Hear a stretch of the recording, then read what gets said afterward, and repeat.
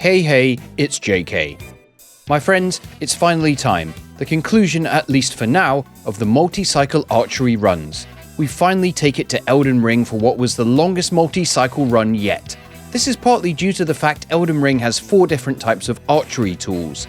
So, for the New Game cycle, we will only be using bows. Next, for the New Game Plus cycle, we will only be using crossbows. Then, for the New Game Plus cycle, it'll be Greatbows only, and last, but certainly not least, the New Game Plus cycle will see us only using Ballistas. Now, I know for a fact that some of you are already typing out a comment about how there's actually bows and light bows.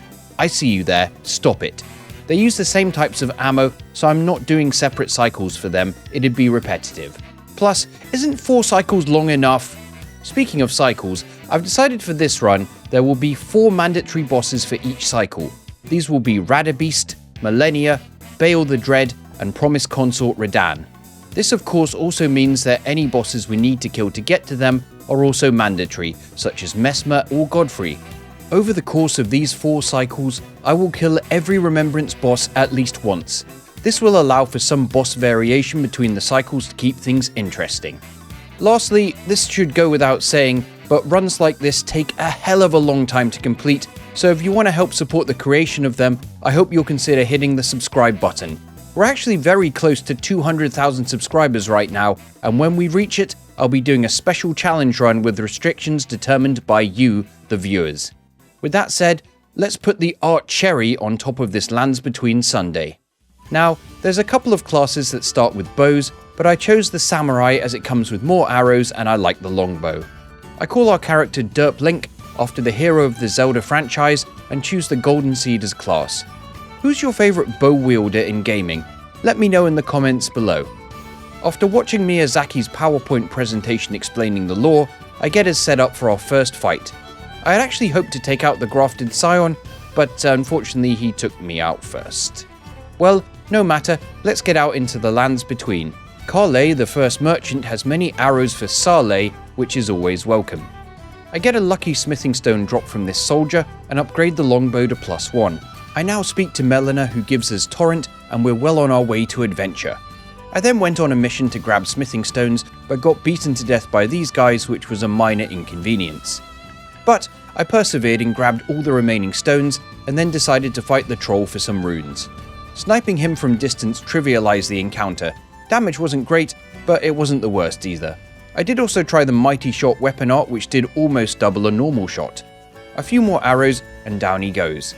I now go and grab the Arrow's Reach talisman, which boosts the range of our bows by 65%. I then take out Gino Machino for a golden seed, grab the Wondrous Physic, and bought a smithing stone 1 from the merchant here to upgrade the longbow to +3. Now it was time to fight the Erdtree, the last airbender. The damage was not the best, and also I haven't leveled up at all at this point, so suffice to say, 1 hit would definitely kill me. I mainly just ran like a hero and fired many arrows from a distance until he died and dropped the Opaline Bubble tier and Crimson Burst tier that I needed. Time to embark on the next part of our journey. Given the damage there though, we might need a little something extra to push us over the line. So I killed some sheep for their bones, grabbed some Poison Bloom flowers, bought the Nomadic Cookbook 3 from this guy, and crafted some tasty poison arrows which will hopefully come in handy. Once I had enough, I felt like it was time for the first real boss of the run. I entered the arena and this Omen guy fell onto the battlefield. One good thing is that Margit is relatively weak to most status effects. As such, it took just 10 poison arrows to proc that poison. Now true, it's only 9 damage per second, so it's not super game changing, but that constant health drain on top of the damage I did with my normal arrows did help to keep things moving. I was able to dodge pretty much all his melee attacks, the only ones that hit me were, ironically, the golden throwing daggers he flings at you. The poison wore off in phase 2, but it took just another 11 arrows to proc it again. Finally, when he was low on health, I used the Mighty Shot Ash of War to shoot him in his smug face and take him out. For now at least. Malenia now appears and takes us to the round table for the first time. Now seems like an appropriate time to actually level up. I put some points into Vigor, Strength and Dexterity, and we're good to go. Before going further into Stormvale, I went and grabbed some Smithing Stone 2s from various areas around the map. I also wanted to be able to buy the thin beast bones instead of farming them, so I took on this bell-bearing hunter. I normally hate fighting these guys, but the range strategy we employed actually made him pretty passive compared to normal. The poison helped to keep chipping away, and he even helpfully took out these wolves who tried to get involved. What a nice guy! Eventually, he could no longer bear it and died. This lets me now buy thin beast bones from the round table. I then went and bought some more smithing stone 2s from this guy and got the longbow to +5. I then headed back to Stormvale and instantly cancelled my Goss stock options. I take the side route up the castle, taking out the enemies from range along the way. I even sniped out this banished knight just for fun. I then navigated my way through the castle quickly. I did make sure to grab the smithing stone 2s lying around though. With the longbow up to +6 now, I feel as though it might be Godric time. Once again, the poison bone arrows came in very handy. It didn't take too many to get him poisoned, and for some reason he just kept rolling around at the start of the fight. Once he was poisoned, a barrage of normal arrows chipped his health down further and further until phase 2 began. The poison actually carries over to this phase, which I didn't know. There's a few more ranged attacks here like the fire breath, but overall nothing too concerning. I did get hit near the end, but it wasn't enough to save him, and shortly after, I gleefully gutted the golden git. I grabbed a few more levels and now head into Liurnia. The first port of call was to run around and grab all the smithing stone 3s I could, and then also the first half of the Haligtree medallion just while I remembered. I now had enough smithing stone 3s to upgrade. Well, let's go back to the round table and... Why do I always forget this happens? For the first time, I actually nearly died to Ensha. NPCs do be dodging projectiles still. Anyway, eventually I poisoned him and killed him off. I then used Godric's remembrance, upgraded the bow, and then leveled up a bit more. While grabbing the academy key, something occurred to me. I had another talisman slot. So I quickly went back to High Road Cave and grabbed the Blue Dancer talisman. Seems appropriate given my very low weight load. I then played a Zelda-style balloon shooting game for a few runes and made my way to the rune-strewn precipice. While this dungeon can be a bit of a pain with all these bats, it does have a lot of smithing stone 4s, which are always useful. There's actually enough lying around here to bring the bow up to +12. As we're here, we might as well take on Magma Worm Makar. Pierce damage is fairly good against him, so the damage numbers were looking alright, even from the poison arrows. Headshots were especially nice. He did catch me with a couple of quite hard hits, but otherwise, this wasn't too much issue. With his death, I wonder if the other worms will consider him a Magmartyr. I nabbed a few more levels, and now I think we're academy ready. Sniping these guys at the entrance was very satisfying. I took the time to shoot every single one of these spell spammers as I made my way through, eventually making it to the Red Wolf. In all honesty, I could have made this a lot easier on myself. I stubbornly fired poison arrows, but given how good the damage per shot was, I probably should have just used normal arrows and killed him quickly. The wolf only had 25% health left by the time I got the poison proc, so yeah, this was kind of pointless. Oh well, a couple more shots in a row, and this doggy barks his last. For the next boss, I had a feeling ammo might be an issue, so I went and crafted some bone arrows to give myself a few more shots. Renala is now. So I needn't have worried really about the ammo situation. I easily had enough to get through phase 1, even if it did take 3 cycles. Shooting the glowing golden sweetings from range helped to speed it along though. With the second phase, I kinda made the same mistake as with the Red Wolf. I tried to poison her, forgetting that she has really high resistance to all statuses for some reason. Partway through, I finally decided to switch to the normal arrows. One thing I discovered was how good jumping shots are. They fire much faster than usual shots and allow you some ability to eventually avoid attacks. I was munificent with my shots and defeated her shortly after. I grab a few more levels now and head to Altus Plateau. I went to take out the Demi-Human Queen in these runes first. This gives us the Ritual Sword Talisman for an extra 10% damage at full health. Now onto Old Altus Tunnel. Lucky I remembered to grab the third talisman pouch beforehand and didn't have to get back out of the mine. Anyway, smithing stone 5s. There's 8 of them in total in this mine. After grabbing them all, I had some fun with the troll here by free aiming and shooting him in the face. He didn't really seem to dig my behaviour. Next, I went towards the capital, but made a quick stop off in the sealed tunnel. I grabbed the smithing stone miner's bell bearing as well as the smithing stone 5s and 6s lying around. I also took out the Onyx Lord at the end, just for the sake of completion. Alright, the longbow is now +16. Will this be enough to get us into the capital? Draconic Tree Sentinel of course blocks our way. The good news is that during his wake-up animation is a perfect window to pepper him with poison arrows.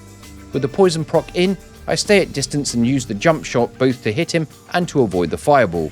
Sometimes, we even got in a loop of this.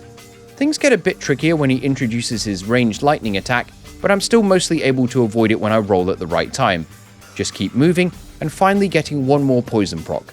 I stupidly tried to dodge the last lightning by running, which I know for a fact doesn't work.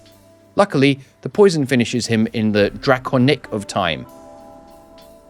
I grab a few more levels, and we are at last free to enter Lane Dell. Now, perhaps you're wondering why I haven't gotten a different bow yet. Well, I've been waiting to grab this, the black bow. Now, this is a somber weapon, so I did have to grab some somber stones lying around, but it wasn't too time consuming to get the bow to +6. Now, on first glance, this bow is actually a bit weaker than the longbow, but it's the rate of fire that makes this bow special. Not only can we fire a quick shot after rolling, but we can also fire another arrow immediately after a jump attack. Getting these quick shots in will be the real key to victory going forward as bosses get faster. Before proceeding, I decided to get a new type of arrow, so I went to Fort Height to grab some blood roses and the Nomadic Warrior Cookbook 6. This will let me craft some bleed arrows which will be handy for later on. There's a bit more preparation I want to do, so I grabbed the Somber 7 from the Horrible Sewers, as well as a Somber 8. I then stopped by Wyndham Catacombs to get the Ancient Dragon Apostles Cookbook 1, as well as the Lightning Scorpion Charm. I then grabbed some Folger Blooms to craft some Lightning Bone arrows. Finally, I upgraded the bow to +8. We're good to go. On to Godfrey now. You know, he's supposedly weaker to lightning, but even with the Lightning Scorpion Charm on, the normal arrows did comparable damage, so who knows. He's equally weak to pierce, so maybe that's why. In any case, this bow feels great to use. The speed of the attacks are beautiful. The damage is not the greatest, but we can hit him so many times with such mobility that it simply doesn't matter. He can barely touch us. With a few more shots, we kill him after 2 minutes of throwing shade. I actually decided to level up endurance this time, as stamina will be useful given how much I'm jumping and attacking now. I also went and grabbed the Ritual Shield Talisman to fill my new talisman slot, and then went to take on Morgott. After some close-up shots of his bare feet, of course. So this seems as good a time as any to talk about the weapon art for the black bow, Barrage. This lets you fire off a number of arrows in rapid succession. They do less damage than normal shots, but they can build up status really fast. Before too long, Morgott was poisoned and bled into phase 2. I did manage to score another bleed proc in this phase, but I ran out of FP, so I switched back to normal arrows for the last portion of the fight. Using a combination of jump and rolling bow attacks, I whittled down his health. Eventually, he couldn't take any Morgott and died at my feet. Malenia then told me that a mantle of babs stopped me getting into the Erd tree, probably revenge for all those cute creatures I killed. Before heading onwards, I leveled up some more and went and grabbed some other cookbooks which I would need to craft yet more arrows, including fire ones and sleep ones. Well, time to head into Caelid. As it was nearby, I decided to take out this putrid avatar. I actually took off about a third of his health with Barrage right near the start, and honestly he didn't really do much. He even just gave up near the end, choosing to back away until I sniped him out. What a coward. I then went to grab a Smithing Stone 9 from this scarab, and took on the other putrid avatar. This guy has a lot more health, and the rain nerfs our fire damage, which isn't ideal. It was a long fight, and I did actually run out of fire arrows at the end. I quickly switched to the normal arrows mid-battle, and then finished him off. There was no real need to kill him, but he dropped some good runes. I got a few more levels in, and then headed to the swamp to grab some Ionian butterflies. I then got yet another cookbook from this merchant here to craft rot arrows, and got the Arrow Sting Talisman to boost all arrow damage by 10%. Very nice indeed. With the black bow at +9, I feel we are ready for Starscourge Radahn. Upon entry to the battle, I got off to a bit of a bad start as I kinda messed up the arrow skip. I think I didn't go forward far enough. After taking a couple of hits, I managed to get him to come to me as I necked the physic. Using the Barrage Ash of War, I peppered him with first Rot and then Poison arrows to get both statuses active on him at the same time. This started melting his health, and before long, he went to Meteor. I had switched out to Bleed arrows now, and began to using Barrage to try and proc the status. He did get a hit on me with his orbs, but I managed to recover, and as he summoned the bigger orbs, I bled him out with a beautiful Barrage to bring down this brute. What a star performance for the bow. I now got a few more points into strength and dex. Before moving to the mountain tops, I took one more nasty trip into the sewer to grab Moog's shackle. Right, onwards to Ryan Gosling country. I mainly sped through here because there's nothing I need right now. Fire Giant is our next target. My plan here was to use a variety of different arrows to get the job done. Starting off, I used the bleed arrows to break his leg wrapping and get a cheeky bleed proc before he rolled away. For the next part, I mainly stuck with normal arrows and barraged his leg until phase 2 began. Here, I swapped out to poison arrows and barraged away until I got that sweet poison proc. Now, I reverted back to bleed arrows. Given I had already gotten a bleed earlier, it took quite a number of them to get another proc. When I finally got it, it took off a huge chunk of his health, leaving him close to death, but alas, the poison wore off. No matter though, I fired a few more shots at the giant for the win. I now get strength and dex up to a nice equal 32. Before we leave, I do still have some business to take care of in Castle Sol. Ow. These knights weren't happy to see me and promptly banished me to the afterlife. Well, suppose we better give Commander Niall a go. I wasn't going to mess around with the knights, so instead I focused my fire on the commander as he summoned at the beginning, pelting him with rot arrows. I was able to rot him right away and then switch to poison arrows, firing them intermittently between dodging the attacks of his summons. With him both rotted and poisoned, his health started ticking down pretty fast until he entered phase 2 and banished the summons. From there, I quickly menued to get the bleed arrows on hand. A quick barrage of these took off a nice chunk of his health. After another menu to add some normal bone arrows into the mix, it didn't take many more to take him out. A pretty normal victory, a commander's standard if you will. With him down, we can grab the second half of the medallion to enter the snowfields. I mainly just speed ran through this horrible route to get our prize. This NPC invasion with Anastasia Tarnished Eater. NPCs are a bit annoying as they dodge arrows relentlessly, but barrage does help to overcome that problem a little bit. That, combined with poison and bleed arrows, were enough to wear her down, scoring as the somber ancient dragon smithing stone. This allows us to get the black bow fully upgraded. Back in the snowfield, I took out the putrid avatar here for the successive attack tier. This could work well with barrage, but we'll see I guess. I took the time to use the runes gained to grab a few more levels. With that all sorted, I felt like it was time to burn the Erd Tree and head to Farah Mazula. For no real reason, I actually took out all these enemies at the start for once. We all know what's next though, and luckily I got me some sleep arrows. So here's the crazy thing. This is actually the first time I've ever properly used sleep against the duo, and my god, skin, is it effective. The Apostle tends to dodge arrows more, so I focused on getting the big guy to sleep first. With him out, I poisoned the Apostle to get him to phase 2, and then spammed him with bleed arrows as he made the transition. I then dodged his opening windmill attack and took him out just as the noble woke up and started to get involved. I now put the noble to sleep, peppered him with arrows to get him to phase 2, and then got him rolling against this pillar so I could finish him off with bleed arrows. I pretty much repeated this process, and with a few more sleep procs and bleed procs, I whittled the duo down until the noble was left alone, sound asleep with low enough health for me to take him out. This was actually a hitless Godskin duo, which shows I definitely shouldn't have been sleeping on this status effect. Alright, health, strength and dex are all at 35. I speed ran ahead now, making this jump on my first attempt. For this next horrible section, the bow was extremely useful. Shooting this bird down a hole and it dying from full damage is definitely FromSoft alright. I took out all the other birds ahead and then grabbed the somber stone behind the dragon. So I do also plan to do Placiduous Axe on at least 2 of these cycles, mainly because it's a cool fight and it's pretty much on the way anyway. Placiduous Axe is weaker to pierce damage, but he also has huge status resistance compared to most of the other bosses in the base game. It actually took nearly 50 arrows to get him poisoned, and then another 50 to get him bled. A lot of his attacks can be dodged quite easily from range, so keeping distance and barraging him between the lightning strikes is a very viable strategy. I actually could have ended this much sooner, but I became obsessed with trying to shoot his head near the end, which just didn't really work out too well. Wouldn't recommend it. In the end, I settled for just shooting him as he did the laser for the killing shot, which was also pretty cool. Placiduous Axe should have quit while he was ahead. After another cheeky level up, we now got to do Malekith, and if you thought I first tried this, then sorry to disappoint. He killed me about 4 or 5 times. Interestingly, Malekith is weaker to poison than he is to bleed, so getting him poisoned was pretty easy, but getting the bleed took quite a while. Beast Clergyman can be handled very easily from range, and being able to jump back and attack at the same time is insane for this phase. Malekith proved a fair bit tougher. He can close the distance very fast with his attacks.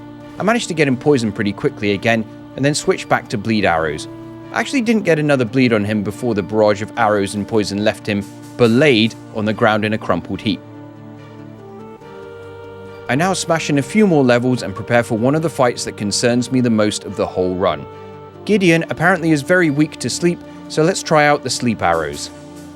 He doesn't actually fall asleep, he just gets stunned. Great. Well, no matter. I switched over to bleed arrows instead, which took off a huge chunk of his health. After quite a lot of near misses, we bring him down way easier than I imagined. With those souls, strength and dex now both reach 40. This brings us nicely onto Godfrey, the first Elden Lord. One thing that's really great for this is that shooting him from range always makes him do the charging stomp. This is easy to dodge through to get behind him and fire more arrows. With poison procced, I waited until he did his big stomp phase transition and fired in the bleed arrows until we get a bleed proc. By this point, it only took a few more arrows to bring him to Hoaraloo phase.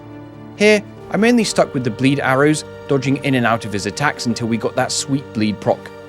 After he did one last massive jump slam, he charged at me to grab, and I barraged him with arrows, just finishing him before he grabbed me. We've secured this elusive victory now. But we have an interesting conundrum. Radahn and Elden Beast are immune to almost all status effects, so let's try fire and lightning arrows instead. Alrighty, let's do this. Oh, that's right, he can parry projectiles. Well, that's an issue. Also, our damage? Yeah, not good. Not good at all. So first I decided to go grab all the sacred tears that I'd missed. Then I went to buy serpent arrows from the merchant in Dragon Barrow, as they have a higher poison buildup. You see, while Elden Beast is immune to all status effects, Radahn can be poisoned and rotted, so let's give this a try. This turned out to be easily the toughest fight of the run so far, and I died a lot. Elden Beast, as it turns out, was also quite a problem. Anyway, after quite a lot of tries, here's how it went down. I actually got what I think was some insanely good RNG in this fight.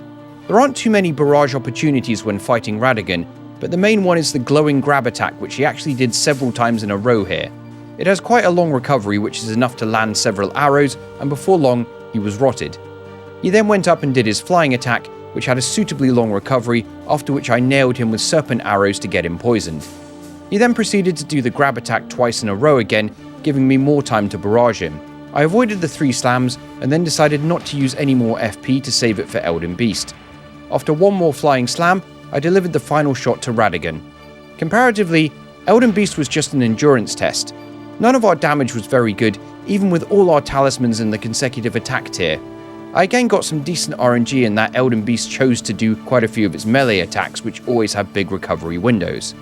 Towards the end, I had no FP left and only 1 Crimson Flask remaining. Finally, after dodging one last golden projectile flurry, I turned the Elden Beast into Elden Deceased. Even though the final story boss is down, we still have more to do in the base game. So after leveling up again, I returned to the snowfield where this friendly noble decided to drop in, and then made my way through the portal to Mohgwyn. I made sure to grab the somber ancient dragon smithing stone here, and now it was time to fight Imogen Heap. Compared to the hell of the Radabeast fight, this was a walk in the park. Using the shackle we grabbed earlier, I was able to land enough arrows to poison him while he was held in place. Then, I switched to the bleed arrows, and soon enough he started the phase 2 transition. I realised at this point I had not gotten the tier to protect me from the blood loss, so I just had to heal through it. What followed was a classic runaway and barrage strategy. Mohg can't do much when you can hit him with speedy attacks from this range. Sure, we still gotta be careful of the blood flame, but when he slow walks towards us, he's asking for trouble. A few more shots, and the situation goes from Mohg win to we win. With our levels pumped again for the final base game boss, we make our way into Ordina. Thanks to the bow, we can take out these mega annoying archers on the top of the buildings before they become an issue, and light up all the statues in no time at all. Onto the Halig tree at last. With some speedy parkour, I make it through the level and unlock the shortcut lift. Loretta is the next boss in our path. She's kind enough to do her sword summoning animation at the start to allow us to lay in some poison arrows. Now, you might be wondering why I'm using the normal poison arrows and not the serpent arrows. Well, yeah, I don't know either. Anyway, we got her poisoned and then switched up to the bleeder ones. It felt like it took a lot of shots to get the bleed. We only just got it while barraging her during the phase transition. Good damage though. I did get caught by some of her projectiles in the latter part of the fight, which was kinda scary, but managed to keep alive just long enough to finish the fight and leave her lying dead on the flooretta. For no real reason, I took out the putrid avatar up ahead, getting the somber ancient dragonstone along the way. After making my way through, it's time to prepare for the last base game boss awaiting us.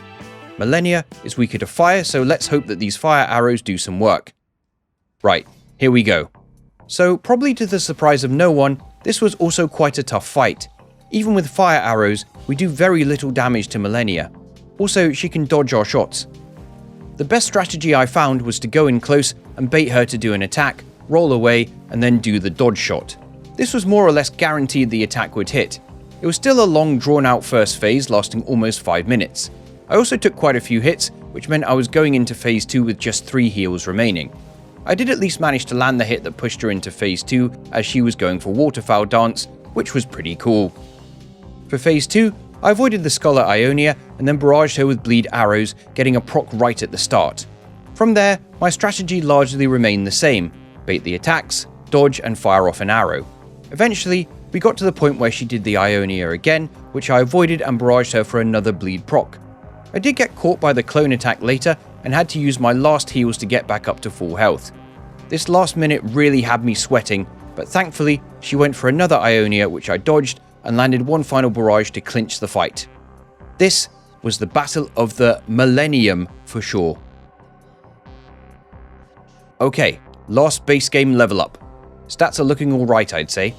It's time at last to enter the realm of shadow.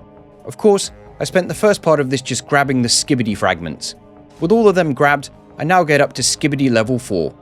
We can make our way through Castle Ensis. There's one further fragment here to get us up to Skibbity level 5.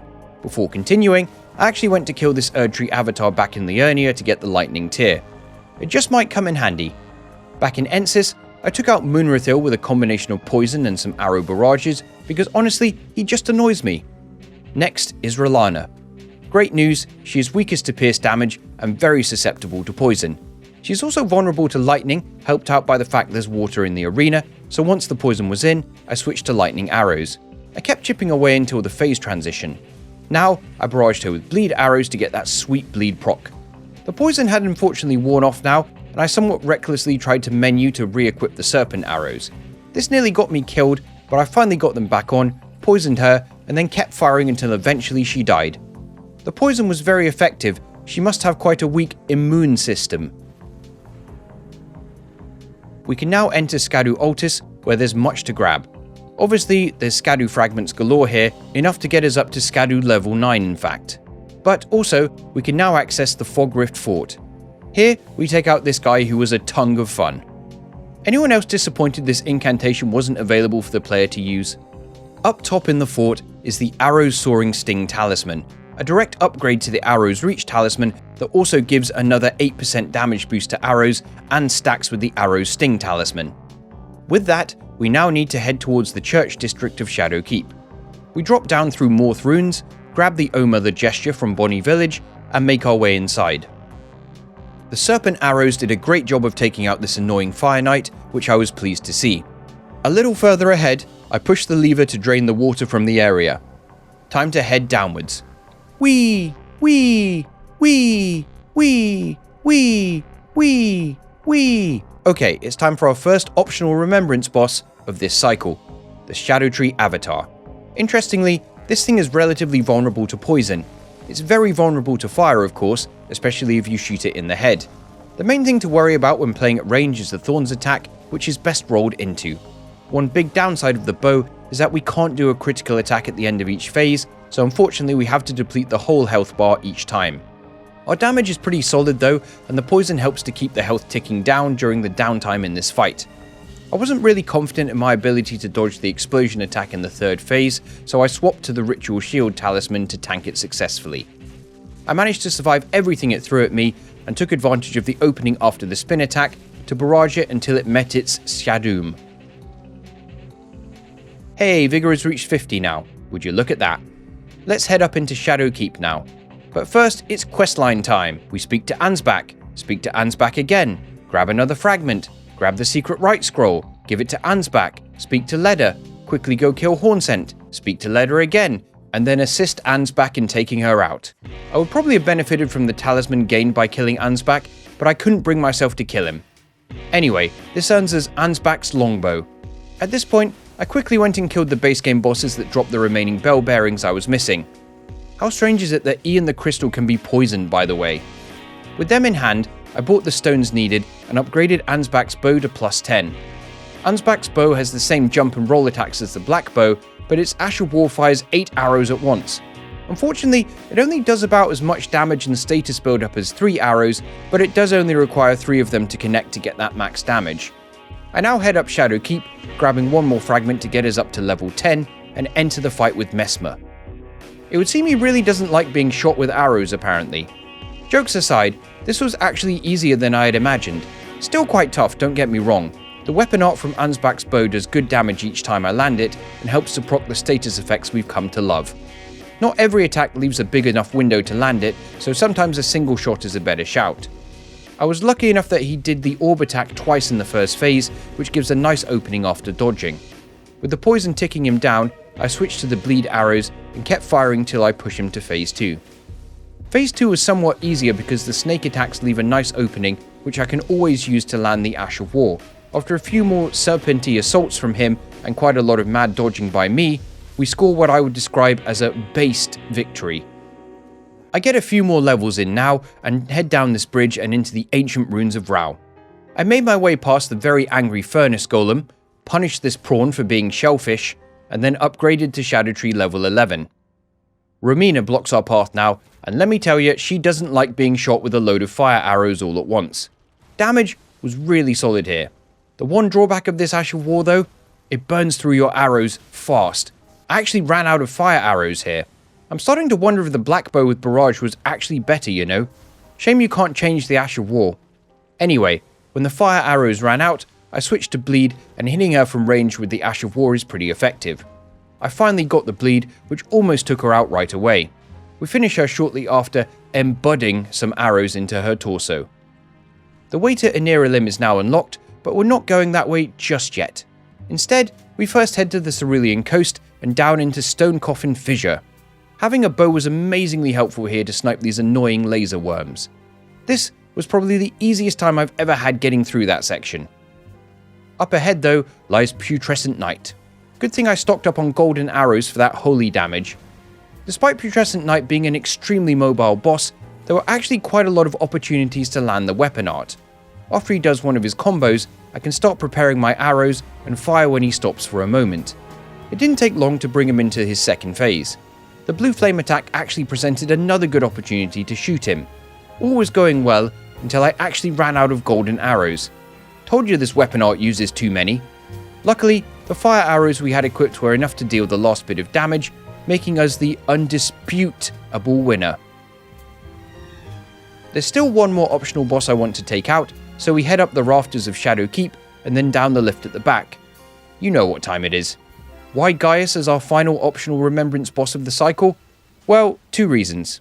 First, I felt it was prudent to take out the more mobile bosses when I had better mobility myself. Second, he guards 5 Shadow Tree fragments that would be great to have. Using the fan shot with the serpent arrows, we proc poison rather quickly. I switched to bleed arrows next, but I forgot that he has surprisingly high bleed resistance, and it took a lot of them to actually get a bleed proc. I actually nearly exhausted all of my bleed arrows trying to get it done, and took a fair beating in the process. I then had to awkwardly menu to get the golden arrows equipped, as he's weak to holy. Somehow, I survived that, and then brought him down with a few more fan shots of golden arrows. All's fair in love and bore, as they say. We claim 5 sweet fragments to get up to level 14. So time to take out the last 2 remembrance bosses of the run. First up, it's a trip into the dragon pit where the ancient dragon man meets my ancient dragon fan shot. He runs into these repeatedly, which helps to make this a relatively short fight. Way less annoying than most NPC encounters. Now, it was time to make our way up Jagged Peak for the epic confrontation awaiting us at the top. But before that, I know there's probably a bunch of people shouting at me in the comments for an Ash of War I haven't used in this cycle, so let's go try it out. We get the red main painting, and then use this Spirit Spring to jump down this cliff and claim our prize, the Rain of Arrows Ash of War.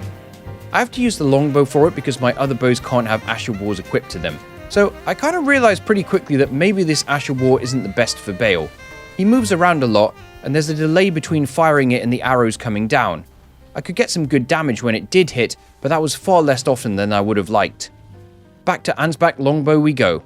This was honestly way more fun to use. Dodging Bayle's attacks and then ramming 8 arrows into his face was extremely satisfying. Normally getting statuses on Bayle can be quite tricky, as he has fairly high resistance to everything, but we managed to get the poison on the go fairly quickly. As always, the bleed took quite a while longer, but Bayle's large size means hitting him with enough arrows from fanshot is very feasible, especially when he's phase transitioning. I eventually did get the bleed, leaving him fairly low on health, but I ran out of FP before I could finish the job. He got pretty angry in this last part, almost as if he didn't want me to kill him. I at last got the remaining shots I needed on him to end this fight. Afterwards, Bayle logged on to Dreadit to complain about how I was OP and needed nerfing. I decided to put a couple of points into mine now, as more FP might be useful in the future cycles. So now we can go back to Anira Lim. I was still determined to get some use out of Rain of Arrows, so I used it against Smo's mum. She's a rather large target, so this was pretty effective actually. I'm still going to get cooked in the comments for not using this earlier against some of the base game bosses. This guy here told me he knew how gravity works, but turned out he was lying. I took out this one up ahead in the most humane way possible. Lastly, I grabbed a Shadow Tree fragment and got up to level 15. Oh yeah, I forgot about this nonsense. This is going to be an issue, isn't it? Well, good news, there's one more bow I want to try that might help. I run to Bellarak quickly to grab the Bone Bow. I get this upgraded to plus 25 so it's ready to go. The Ash of War for this weapon Rancor shot makes your arrows have a homing effect. Whether this actually did help here or not is debatable, as they still dodged like hell. Also, yes, I brought Ansbach in for this because he is a top lad, and if I took the effort to save him, you can be sure I'm going to use him to make this fight less annoying. Surprisingly, he actually ended up soloing Leda, which I had not been expecting. Meanwhile, I poisoned Dane and then pelted him with every bleed arrow I had, but I never actually got a bleed. Is he immune to bleed or something? Who knows. Eventually though, after a lot of whittling down, we make it so that Dane will leave us alone forever. I'm not sure we can say the Bone Bow was super successful, but good to use something different. Ansbach also seems like he's in a good mood. Well, it's time for the final battle. Let's get the Rot Arrows on the go for this. Even though I've seen this cutscene many times, I'm not sure it'll ever cease to make me quiver a little. I did try out Rain of Arrows here, but ran into many of the same problems as before. I decided to actually switch back to the Black Bow for this one, using a combination of Rot Arrows and Serpent Arrows to wear his health down. Needless to say, Radahn wasn't going to go down easy. One wrong move or one lapse of concentration meant the end of an attempt. It took a couple of hours of tries, but I finally got it down. He's pretty weak to Rot in phase 1, so using that with a couple of barrages is enough to proc it. Add the Serpent Arrow's poison on top of that, and you've got enough to wear his health down, eventually bringing him to phase 2. The goal here was to rot him again, but his resistance increases quite a lot, so it took a lot of barrages to get the job done. I took a ton of hits in the process, and there was one point where I survived with literally 1 HP in a dream. I couldn't heal immediately, and had to dodge his whole next combo before I got the chance. I've honestly no idea how I got through, but somehow I did. The rot wore off late in the fight, but luckily I got the poison proc from the Serpent Arrows to keep draining his health. Finally, I landed one last volley of arrows to take down the Consort, just as I promised. With that, the bow cycle is now complete. I of course used the Blood Echoes gained to get one last level up for this cycle. We're going to start off the crossbow cycle with the light crossbow upgraded to plus 6. We now finally get our well-deserved Elden Lord ending, and then enter the crossbow cycle at the round table. We might as well test out the crossbow on the grafted Scion. The damage is... you know what, it's not that bad. I really am missing the rolling and jumping attacks of the bow though. Also, the fire rate is awful. That reload time is far from ideal. I'm only using normal bolts here, and it took over 50 to bring down the grafted scion. Maybe not a good scion of things to come. So at this point, maybe I should explain how I'm going to do upgrade materials in the coming cycles, given I can buy all of them from the round table. I'll allow myself to use smithing or somber smithing stones 1 and 2 from the start. Then, for every remembrance boss I kill, I'll allow myself 2 further smithing stones. So once I kill a remembrance boss in this cycle, I can use smithing stone 3 and 4s, then the next one will let me use 5 and 6s, and so on. For this reason, I won't be region locking these cycles so that I can use some more creative routing. First up though, I find the best possible use for the crossbow weapon art, kicking Kenneth so that he falls from a great height. Next, I went to his fort to grab the Dectus medallion piece here, then I went and took the portal to Caelid, ran all the way to Fort Faroth and got the other half of the medallion. I also rested at the Grace here to get our access to the round table back. So what is the plan here? Well, look, we know from experience that generally crossbows kinda suck. Therefore, it makes sense to get the best crossbow available to us at the moment, and due to its very open nature, Elden Ring does allow us to do just that. I pretty much speedrun through Liurnia, grabbing a few key items on the way, and eventually make it to the Grand Lift to take us up to Altus already. We now take this route through the lower section of Mount Gelmir, which was a big old mission until we finally get our prize, the pulley crossbow. Remember the Avalyn from the Dark Souls trilogy? Yeah, this is basically that. Fires 3 bolts at one time, which will be very handy. I get it upgraded to +2, and then use a stone sword key to enter this door below the round table, allowing us to grab 20 rot-inflicting black bolts. I now return to Caelid, grabbing some handily placed poison bloom on top of this building to make poison bolts, and then make our way to Castle Redmane. That's right, we're going to do Starscourge Radahn as our first remembrance boss. Even though this is perhaps a tougher boss to start things off, I'm feeling fairly confident. Starscourge is really weak to rot, and it takes just 2 volleys of black bolts from the pulley crossbow to get him rotted. I now fire off a few rounds of poison bolts, and with both statuses in, his health ticks down pretty quickly. The normal crossbow bolts do some okay damage to keep things ticking along until he launches into the meteor for phase 2. Unfortunately, our lovely status effects have worn off by this point, but it doesn't take too many shots to reapply them and keep his health draining. Before long, he dies.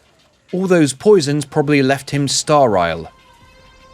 With our first remembrance boss down, we can get the pulley crossbow up to +4. I then went to this merchant here near the capital to purchase a bucket load of holy damage bolts. This time, we're going to head into the crater Radahn made and make our way to Nokron. I took out some of the enemies on the way, and I gotta say the reload speed for this crossbow is pretty remarkable. I never noticed how quick it was up until now. Up next was probably the longest Mimic tier fight ever. The damage from the normal bolts was far from encouraging. Luckily, I had poison and bleed bolts to keep things moving along, but this still took ages because the damn Mimic kept dodging everything. Luckily, as they too are limited to using the crossbow, it locks them in place as they fire, allowing me to hit them. With the combination of poison and bleed, we finally took our doppelganger down after 4 whole minutes. This boss reminds me of a joke I heard about paper, but I'm not going to say it though, it's terrible. Up ahead, I now lit all the sconces around the area until at last I opened the way to Regal Ancestor Spirit. Now, real talk here, I had this marked for the crossbow run because I was under the impression it was going to be an easy boss. I kinda wasn't expecting the damage from the holy bolts to be so terrible, and that's with the Holy Shrouding cracked tier. On top of that, the boss heals itself by quite a lot. So I had to switch out to bleed bolts, hoping to chunk off a load of health. This deer though has massive status resistance, but I have no other choice. Then, something happened I could have never imagined. I actually stance broke the Regal Ancestor Spirit. How did that happen? Well, I'm not complaining. Once the bleed bolts were finished, the deer still tried to heal, but the healing wasn't very much at this point. I switched to normal bolts and took him out shortly after. This boss definitely didn't endear itself to me here. I now get the pulley crossbow up to +6 and go gather some more materials before we head to our next destination. Yep, we're finally entering Mount Gelmir for the first time on this run. I stopped by to see this merchant who was complaining about low business despite the fact he set up shop in one of the most remote locations possible. Lucky for him, he sells explosive bolts, which actually might come in handy. Unfortunately for him though, I might need more of these, and I don't really fancy trekking all the way back here to get them. At least he doesn't have to worry about being hungry anymore. Now, we make our way into Volcano Manor. I spoke to Tanith to get the drawing room key, and then proceeded into town as there was absolutely no way I was going to kill NPCs with a crossbow to get to Rykard. I made my way through the town with mostly little issue, apart from this whippity snake guy, and I even took out this black flame just for funsies. This leads us nicely into the Godskin Noble. He's pretty weak to most status effects, so this was overall pretty smooth. I got the poison in and then spammed bleed bolts which took off big chunks of his health. When he entered phase 2 and started rolling, I got behind a pillar for safety. I tried to free aim shooting him with the crossbow while he did this, which didn't work. Next time though, I realized that I am an absolute idiot because I forgot you can actually aim crossbows in this game. After not too long, we take him out. There's more than one way to Godskin a cat.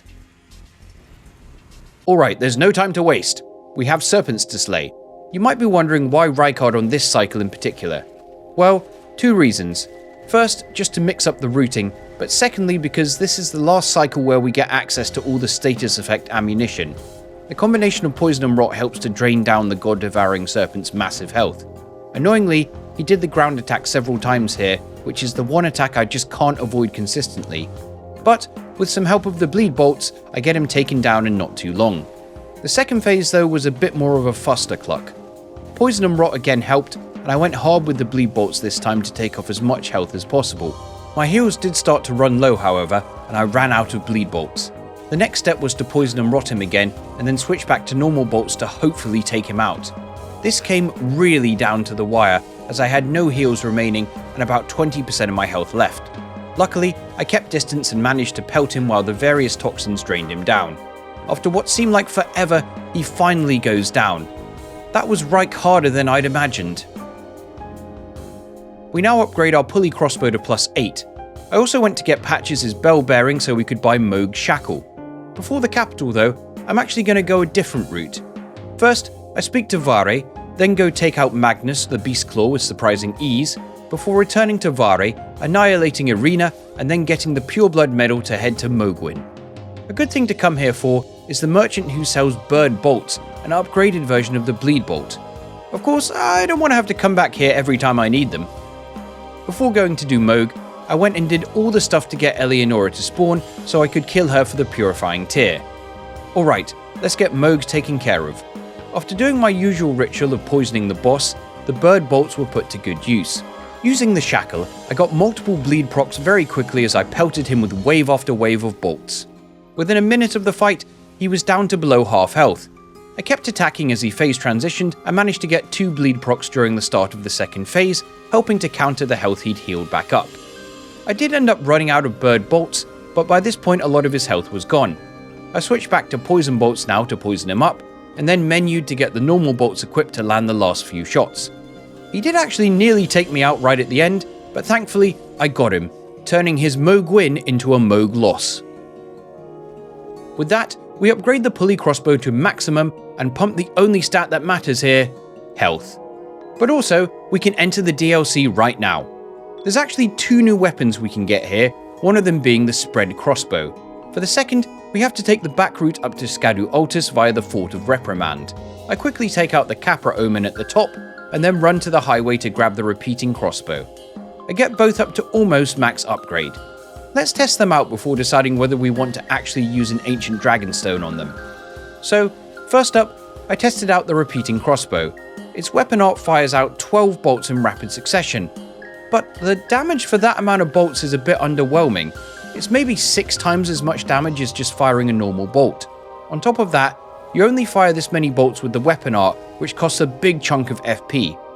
As for the spread crossbow, it seems similar to the weapon art of Ansbach's bow from the previous cycle, except it doesn't cost any FP to fire. This is just the normal attack when I press the fire button. It does use 10 bolts though, and the status effect build and damage do not seem worth the use of 10 bolts. But regardless, I guess I'll try them against some other bosses. I decided to go to the front entrance in Shadow Keep and tried out the repeating crossbow on the Golden Hippo.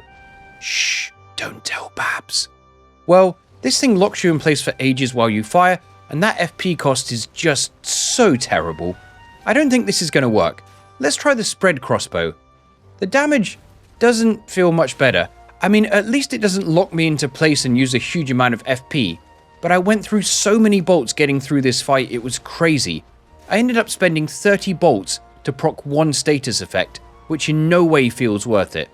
The damage per shot may be higher than the pulley crossbow, but I'll run out of ammo way before I finish a fight. I was still able to take out the hippo in the end, but yeah, I think I'm going to go back to the pulley crossbow, guys. I'm crossing those ones off our list. At least now, I can make my way up Shadow Keep. I sniped some of the Fire Knights on the way up because I don't really like them very much. I even took out this guy at the top. The bird bolts with this crossbow really do go brrrr. How would they handle Messmer though? Well, on my first attempt, I got a bit flustered and he kinda killed me pretty quick. But, next attempt, I kinda cooked. Keeping distance and pelting him with the bird bolts was pretty effective, letting me stack up several bleeds in a short space of time. I thought keeping him at range was going to be tougher, but I was able to avoid a lot of his combos and keep the punishes going.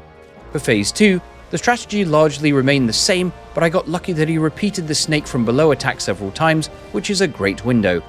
Eventually, the bird bolts were finished, but by that point his health was so low that a volley of normal bolts was enough to take him out. His strength impales in comparison to my crossbow apparently. I got Vigor up to 60 with the runes he dropped, which feels like quite a good level. This time, I'm just going to try and rush Consort early, so let's get that done. Romina was blocking the way, and I honestly had been kind of looking past this fight, but to my surprise, she caused me way more trouble than Messmer. Part of the problem was the lock-on point is on a human body, which tends to move around a lot. As a result, I kept missing a lot of shots, and thus not getting the bleeds I needed to put her away. Of course, if I get hit by one of her swipes, it can end up staggering and killing me. I realized the problem though. Unlike other bosses, I can't play this from range as much. I needed to get in close before I fire to try and ensure my shots don't miss her. The bird bolts weren't quite enough to take her out on their own, but luckily, we finally have a chance for the explosive bolts to show out. Okay, their damage isn't actually that great, but they're enough to finish off Romina with a bang. We now burn the ceiling tree, but this time we're going to go via Bayle. This horny guy tried to come onto me on the way up, but I turned him down. Up top, we encounter the Dancing Lion. This guy is probably one of my least favourite bosses in the DLC. He feels very spammy, and the camera does this fight no favours. I think given how large he is, the arena could also do with being a bit bigger, as ending up stuck in a corner with him on top of you sucks ass. But anyway, the good news is that he's weak to fire and bleed. I decided to take out his first phase with the explosive bolts, which did about 800 of all three hit him. I kept distance, avoiding his charges and breath attacks. Once phase 2 started, I switched over to the bird bolts to take advantage of the bleed weakness. I'm really glad I saved them for now, because it helped to make this awful phase go faster. I actually landed the final shot while he was flying up in the air for a cool finish. With that done, we can now take the lift up to... let's just pretend that didn't happen. I used the crossbow to absolutely cheese Smo's mum, and also take out a bunch of these guys with explosive bolts just for the funsies. Leda and her crew await up top, and if you think there was any way I was going to do this without a cooperator, well, you've got another thing coming.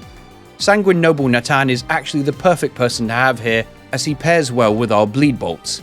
I had to survive for a little bit without Natan, but once he got involved, he was a massive help. This would honestly have been a nightmare if not near impossible with the crossbow without him. Once we took out Hornsent, we focused so hard on Dane that we actually stopped him from healing whatsoever, which was a massive W. Unfortunately, we weren't so lucky with Leda, and I now had run out of bleed bolts. I switched to the explosive bolts, but Leda actually took out Natan. Thankfully, she was pretty close to death at this point, so it only took a couple more rounds to end this horrible encounter. I really wish this wasn't mandatory. Now, on to Promised Consort Radahn. I was expecting this to be pretty tough given how the bow cycle went, but the crossbow surprised me. I mean, the first phase was the same kind of poison and rock bolt strategy from the last cycle. I actually just got those two status in and ran away until his health depleted enough to put him to phase 2. For the second phase, I decided to get Rot in again, and this felt like it was more easily done than with the bow. Perhaps because the bolts don't get status nerf like the arrows in the bow weapon art. The Rot was doing some good work there, and now I've begun using the bird bolts. It actually didn't take too many to proc the first bleed and send him up for the meteor attack, which I avoided with no issue. The rot eventually wore off, but by this point, it took just one more bleed proc to finish him. I actually just first tried Promised Consort Radahn in New Game Plus. It seems crossbows are cross-goated. I had a lot of runes, and I really didn't know what to level up, so I just smashed points into endurance. We're not quite done with the DLC just yet. I now committed an unspeakable sin, the reason for which will become apparent much later. I promise it will be worth it. I then cheesed up the Ancient Dragon Man Invader and shot down the real Ancient Dragon Man. It was the usual annoying NPC rolling sesh, but thankfully his incantations lock him into place, giving me a nice window to hit him with bleed bolts. I even made use of the holy bolts here, because I'm not sure when else I'll use them. By the end of the fight, this guy was also holy due to all the puncture wounds. Right, onwards and upwards, Jagged Peak that is. Bayle time. So I decided not to use Rotten Poison this time, just to mix it up a bit. I stuck with the Bird Bolts and Golden Bolts. Bayle is high bleed resistance, but the pulley crossbow doesn't care. Honestly, the biggest issue here is that the only lock-on point is on Bayle's head, which is a much smaller target. He moves it around quite a bit, so I did miss a whole bunch of bolts. But I was able to get enough in to push him to phase 2. Even though I did get blasted by some lightning, I was able to keep the pressure on and deplete his health enough for when the bleed bolts ran out. The holy bolts actually did decent damage, especially if I landed them on his head. Overall, this was one of the easier fights I've had with him, and after enough bolts, he bails out of the living world. Alright, the DLC is complete already. Time to head into the capital. Draconic Tree Sentinel stands in the way, but he was laughably easy this time. The bolts did great damage even before the bleed, and surprisingly we actually got a stance break on him late into the fight. He did try his usual fireball nonsense, but I dodged it, reloaded, dodged it again, fired, and repeated. GG, too treesy. We beeline through the capital to Godfrey, who again is immune to status effects, so I went with some lightning bolts buffed by the lightning shrouded crack tier. This didn't do too much damage, but he also didn't have that much health. Weirdly, I think the normal bolt actually did more damage. Oh well, we leave him shade to rest shortly after. Before proceeding, I took a short detour to carry a manor. I quickly took out Royal Knight Loretta, and then went to see Pidia, who sold me the Glintstone Craftsman Cookbook 7. This lets me craft frost bolts. We can't get infinite amounts of the crafting materials yet, but there's a few lying around thankfully. Alright, on to Morgott. We have the shackle already, so one use of it lets us get frost on him. With the second use, we get a bleed proc on him. He then summoned the swords, but we build up another bleed and then land one more after he finishes his phase transition. Then, I went for a second frost proc, by which point his health was looking pretty low. He did hit me pretty hard near the end, but one more dodge and fire was enough to bring the battle to a close at that moment. Before proceeding, I went to quickly get the Haligtree medallion I was missing, and then headed to the Forbidden Lands and onwards to the mountaintops. I'm actually heading to Castle Sol first this time, as I want to get to the consecrated snowfields. For Commander Niall, I used pretty much the same strategy as last cycle, get him with poison and rot to start with, and then run around firing bleed bolts until we enter phase 2. He kept just repeating the jumping lightning attack, which made this a breeze. In not too many shots, we commandeer this castle for our own. Second half medallion get. We now make our way to the snowfields, where we now have an infinite supply of rhymed crystal bud to craft our frost bolts. We now head into the Haligtree, snipe this snarky snail, and nail the jump to the shortcut. I knew getting the frost bolts was a good idea. Take Loretta as another example. Using frost and bleed alternatively works beautifully well for her. I mean, she still spammed the hell out of projectiles, which was a royal pain, but regardless, we take her down quick. We then make our way through the Haligtree, and once again it's time for Malenia. Now, this was where the frost bolts came in really clutch. I decided here that I would use bleed exclusively for the first phase. The damage from the actual bolts was pretty dire, so really status effects are going to carry here. The other issue is that any hit Malenia lands on me restores a big chunk of her health, undoing my progress. After quite a lot of bleed procs, I ran out of bird bolts and swapped to normal bleed bolts. This took longer to proc another bleed, but it kept my frost bolts safe for the next phase. At the start of phase 2, I ran through the Ionia and then pelted her with frost bolts to get that status in, and then put explosive bolts in my other slot. I mainly alternated between proccing Frostbite and blasting her with explosive bolts. She's more aggressive, so actually hitting her here was easier. After a lot of running away, firing and running away again, I got one final frost proc and then landed a barrage of explosive bolts to finish her off after nearly 12 minutes of fighting. Our mighty crossbow brought her to her knees. Right, with that done, it's a straight shot to the end of the cycle. At this point, I wasn't really worried about most of the bosses remaining apart from Radabeast, so let's just charge through them. Given their limited supply, I had to be somewhat tactical in which bosses I used rot bolts for. But, given his massive health, Fire Giant seemed like a good candidate. I got him poisoned and rotted, and then switched to the normal bolts as I wanted to save bleed for phase 2. This fight turned out pretty messy, especially when I got stuck against the wall of the arena and he rolled onto me. After escaping, I whittled him down until phase 2 began. Here I got him poisoned again and then got the bird bolts on the go.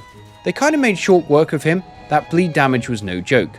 2 procs and the fight was over, leaving this boss pretty irate. We now head into Farum Azula, and before you know it, it's Godskin time.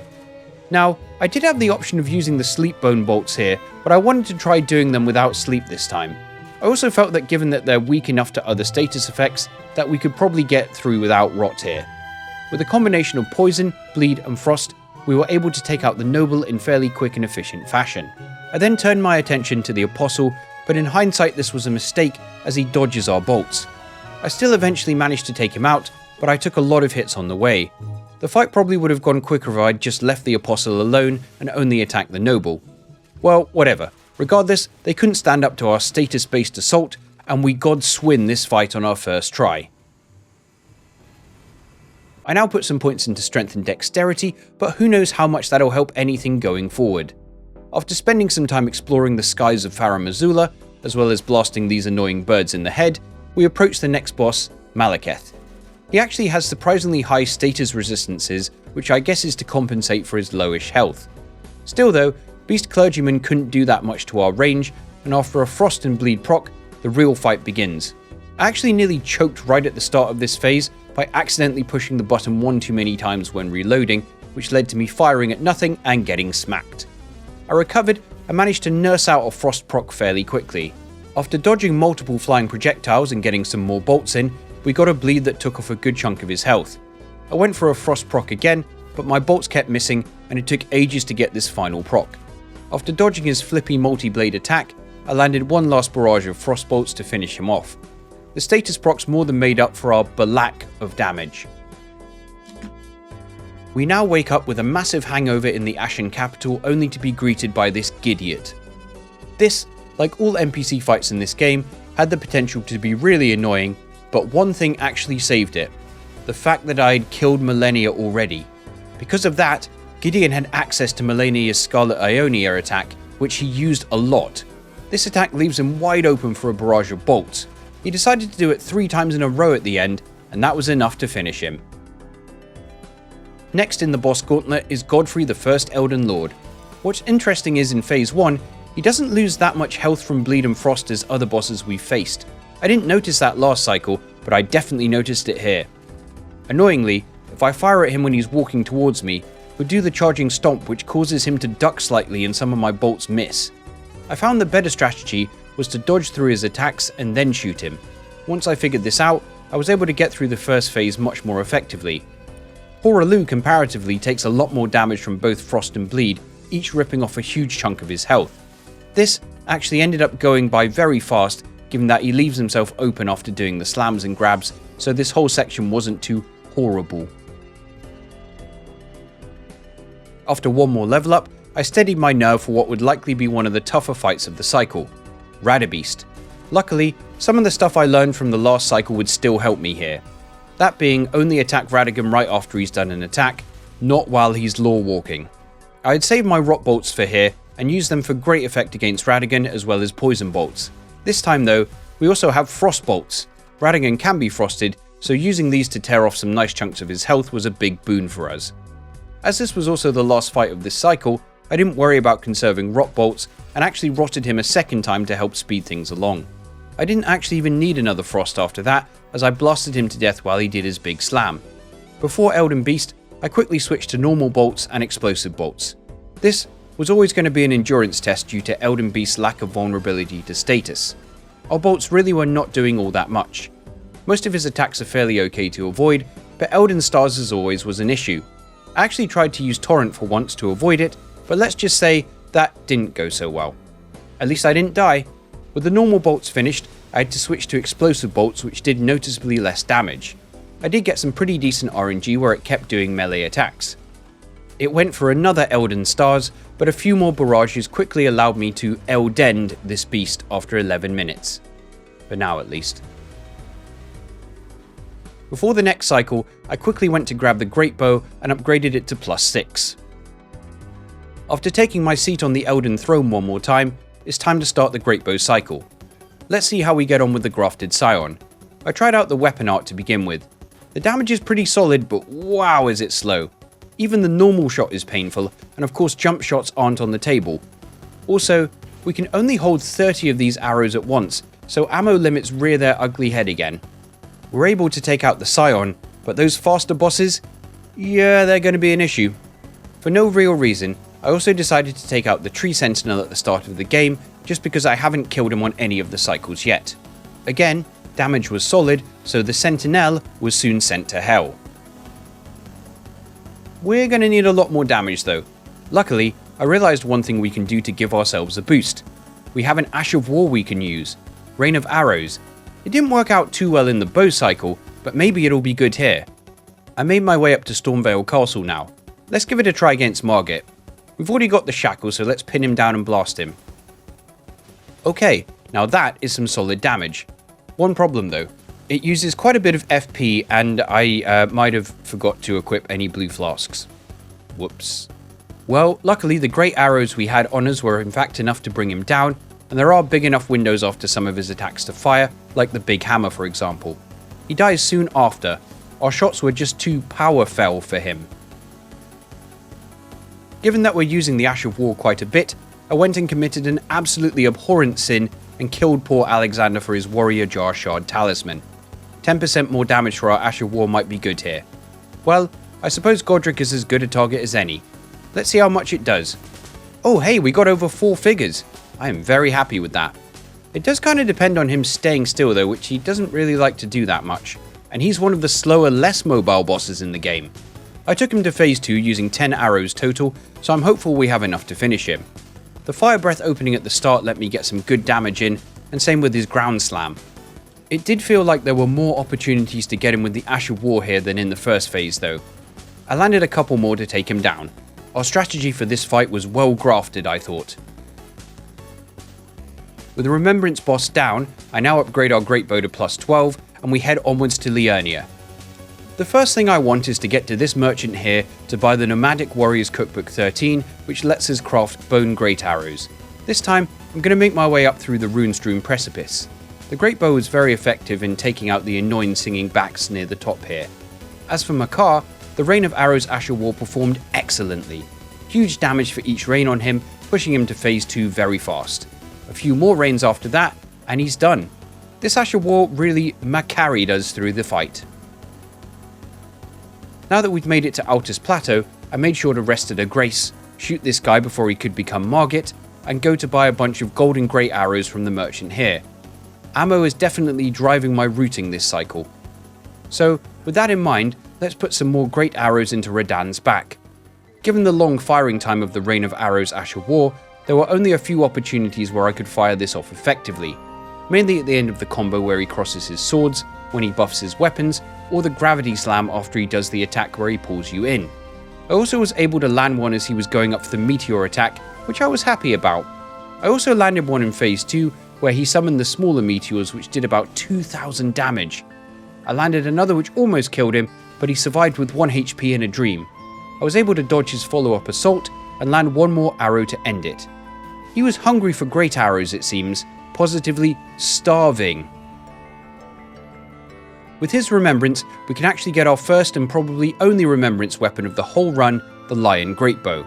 The finger reader now also sells Radahn spears, so now we've got some more arrows as well. I upgraded the Lion Bow now to +6 and got the normal Greatbow to +18. So stats wise the Lion Greatbow is weaker, but it has a passive effect that boosts the damage of the Radahn arrows even if it's not the bow that fires them. so holding this bow in our offhand will still give those arrows the damage boost even if we fire them with the Greatbow. Our next location is Carrier Manor, because yes, this is the cycle where we're going to do remembrance bosses locked behind the quest lines.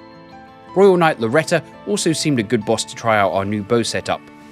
Yep, that's quite a good amount of damage, alright. A few more of these really rains on Loretta's parade.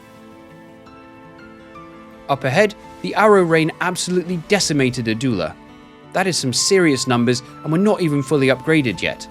I then go do all the speaking to Ranni, head down into Nokron, and face off against our Greatbow wielding doppelganger. They actually barely moved the whole fight, just shooting arrows at us, so I was able to hide behind this rubble and shoot them with relative safety. A few more shots keeps this boss at the bottom of my tier list. I now went and grabbed the Fingerslayer blade, spoke to Ranni again to get the Carrion inverted statue, and headed into Ainsel River Main. One property I haven't mentioned about Radahn's arrows yet is they do 20% more damage to gravity-type enemies, like this mini Astel here. Those are some good numbers, alright. I made my way through Noxtella. I gotta say, the Greatbow works well taking out these enemies blocking the way. I made sure to chat to Mini Ranni, then absolutely cheesed the hell out of the Curse You Baleful Shadow using his one weakness, a small step. I headed into the Lake of Rot and descended down into the structure in the middle. Time for our first new remembrance boss of the cycle, Astel. He is another gravity-type enemy, so our arrows will do extra damage.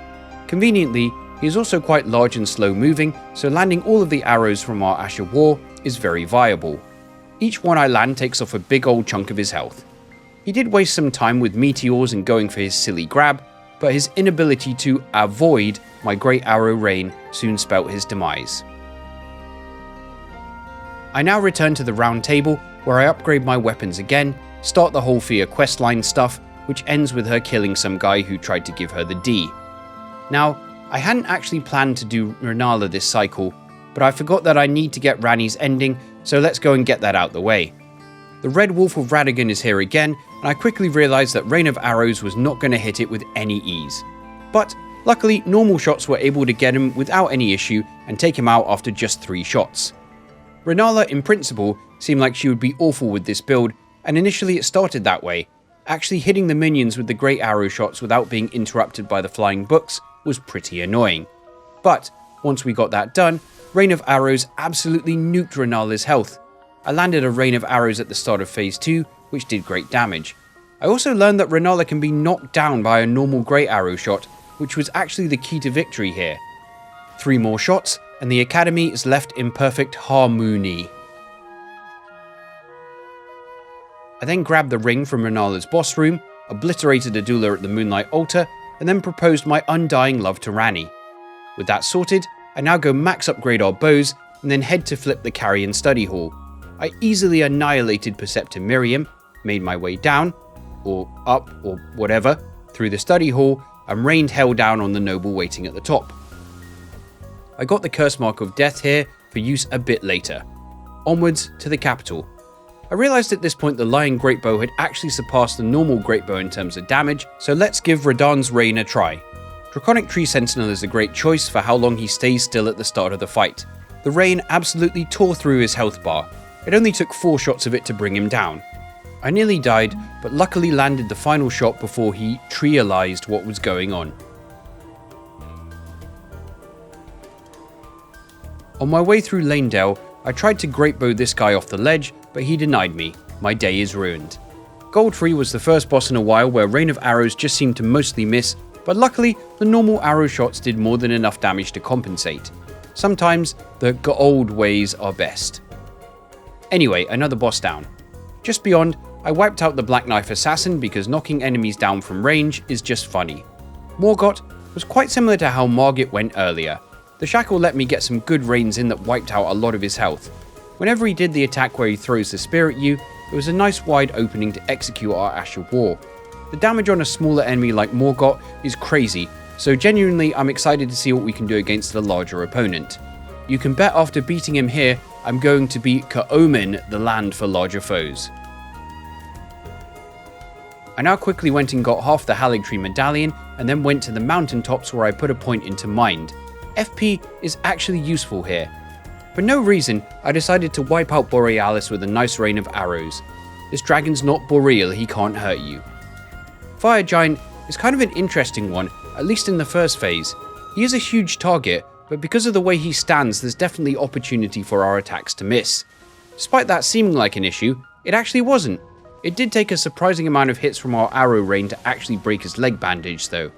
After doing so, we were able to land a surprising amount of damage, around 5,500. It didn't take too many more to bring him into phase 2.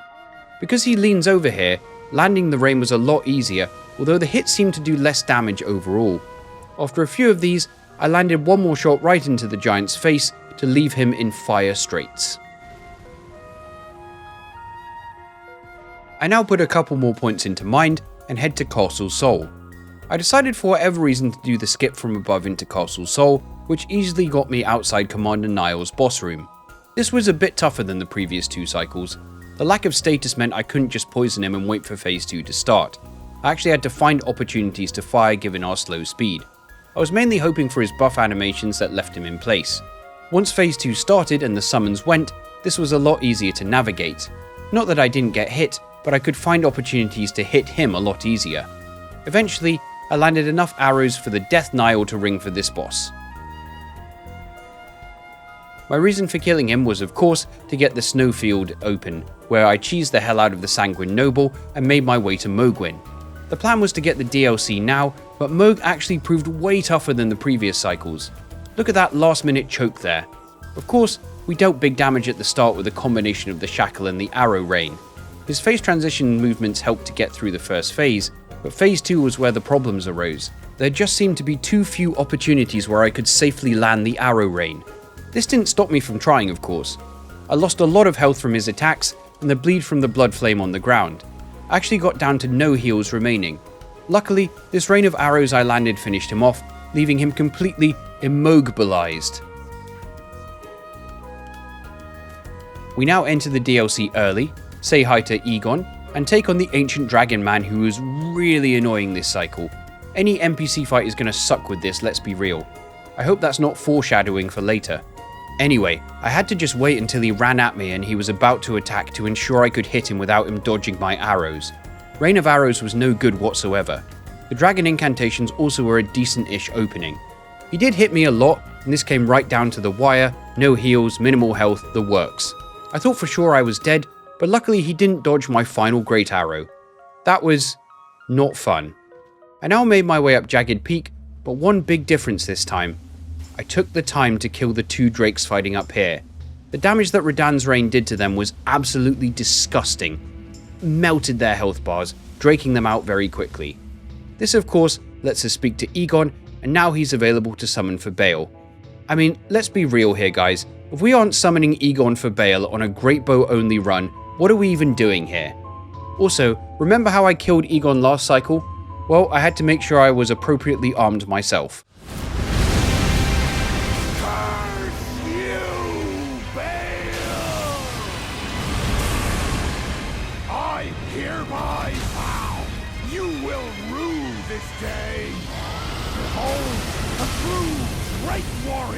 And I, Egon, your fear made flesh.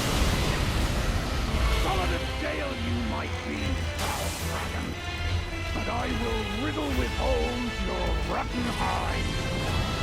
With a hail of harpoons, with every last drop of my being.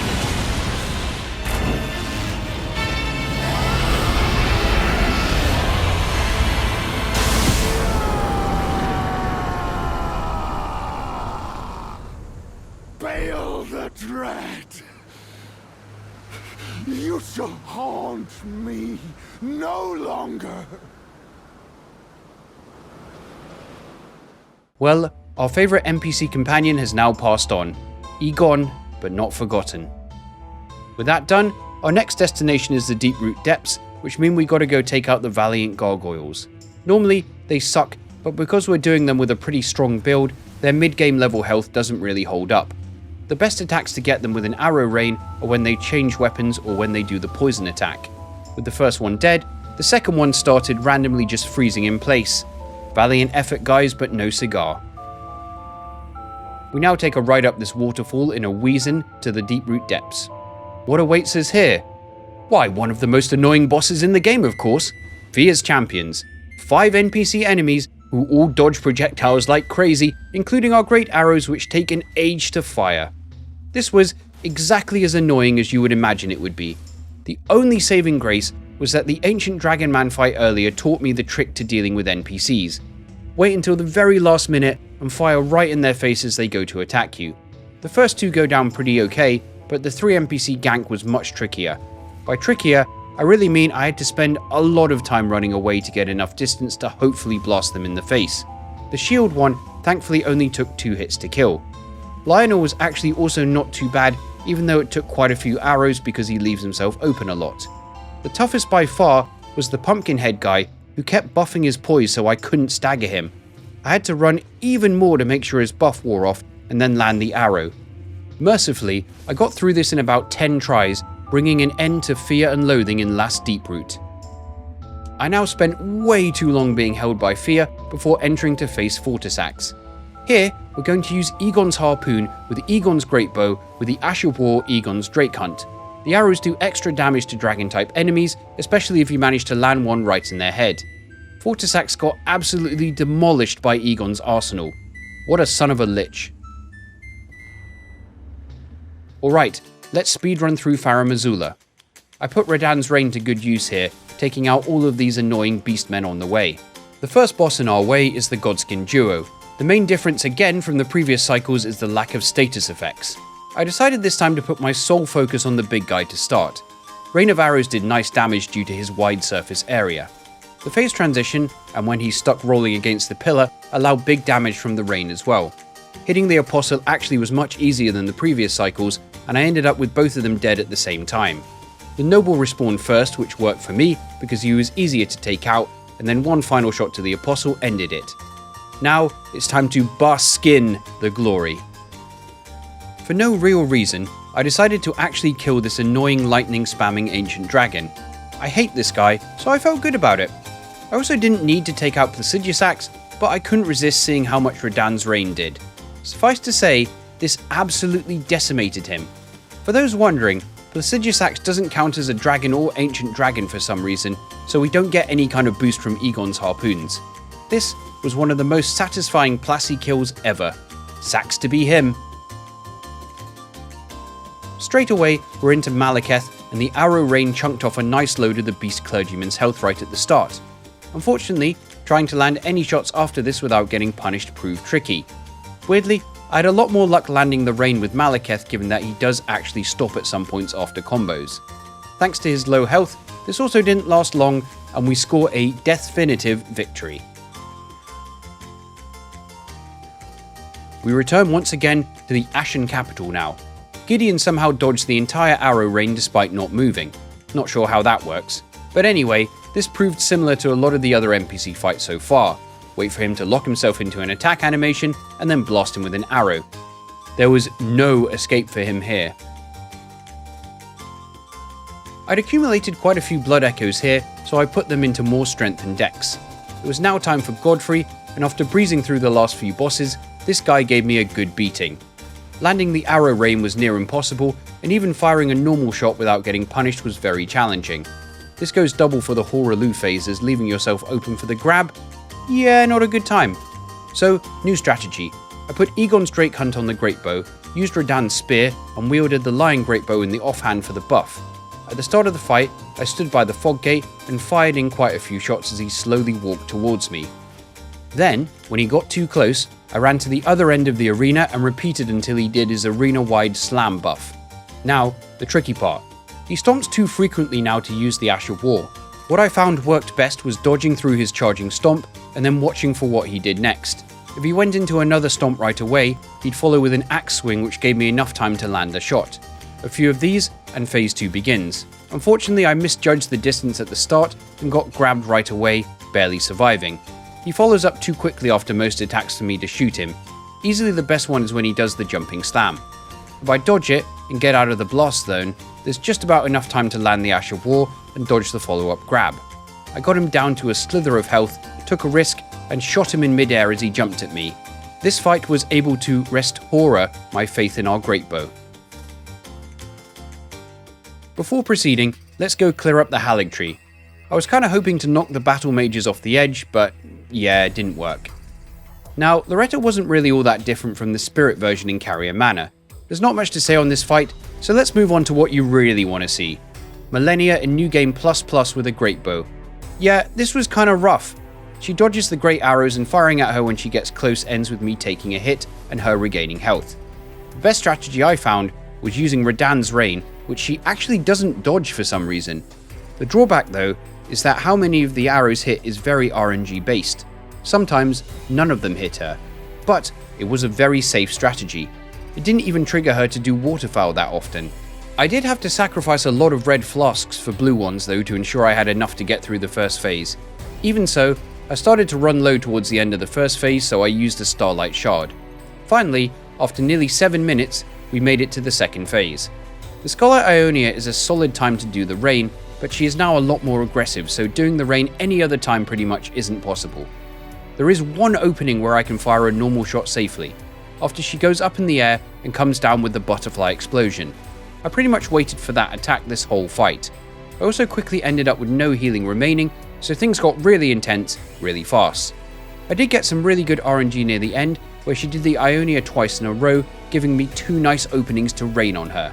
But then, disaster struck. I misjudged which attack she was going to do, leaving me on low health and allowing her to heal. I was so worried a choke was coming, but I managed to fight my natural urge to throw, and instead landed the killing shot to send Harriet Rotter to Azkaban. The end is in sight, but first we must return to the DLC. We take the back entrance into Shadow Keep, show this Fire Knight the joys of no rope bungee jumping, and then take on Spicy Boy up top. I initially tried Radahn's Rain, but he's just too small and agile it seems. You know, I'd honestly thought this fight was going to be a lot worse, but Messmer does have a surprising amount of openings long enough for us to fire a shot and not get punished. Okay, there were some spots where I wasn't able to get away fast enough to avoid damage, but with enough patience, I get him into phase 2. This was just more of the same, but with snakes which leave him wide open. I had actually packed the golden arrows for once as this phase is weaker to holy, but honestly I didn't even really need them. I only had to land one at the end to finish him, leaving his body in a terrible Messmer. So while Messmer was easier than expected, Romina, like last cycle, actually caused a huge amount of issues. Trying to find time to hit her without getting smacked was difficult, but the lock-on point being on her small human body, as I said before, makes it very difficult to actually hit her. This turned into a crapshoot. The Scarlet Rot was also pretty annoying. It's crazy to say, but I died to her more than any other boss this cycle up till now, even Malenia. No matter what I tried, she just always seemed to catch me. The speed of her attacks versus my shooting time was a bad combo. So I finally decided enough was enough. I'd held off on using buffs up until this point, but now it was personal. First, I grabbed Golden Vow, then went and got Flame Grant Me Strength, as well as Godric's Great Rune, so I wouldn't need quite as many points in faith to use them. I respec to get the minimum faith needed, and now we were ready. I actually opted for Egon's Greatbow with Egon's Harpoons with the Drake Hunt Ash of War. I could land 2 Drake Hunts to start, but after that it would be mostly normal shots. I found it necessary to make use of the jump quirk that lets you fire the bow faster, as otherwise she'd catch me. I did find a couple of opportunities in the second phase when she did the butterfly attacks to be able to hit her, which helped speed things along. Hitting her while she's rolling also counts as a counter hit, which brings a bit more damage in too. Finally, a couple more arrows take her out. Saint my favourite fight, that's for sure. Alright, let's head into a nearer limb. Boy, I sure regret not taking out Hornsent earlier. At the very least, he's quite easy to blast down with the great arrows. I brought Natan along again because given how much health they have now, I legit think this might be impossible with the number of arrows we've got, especially given some of them can heal. The tactic remained the same as other NPC fights, just let them get in close and fire as they're about to attack. Unfortunately, Natan died before I had finished off Dane, which was not good. What followed was a lot of running away and just waiting for one opportunity to shoot Dane. I eventually took him out and then did the same to Leda, which took a silly amount of time. Half of this entire fight was just me versus Leda solo. Eventually, after a bucket load of arrows to the face, this encounter is over for the penultimate time. Okay, now I wonder how this is going to work for Consort.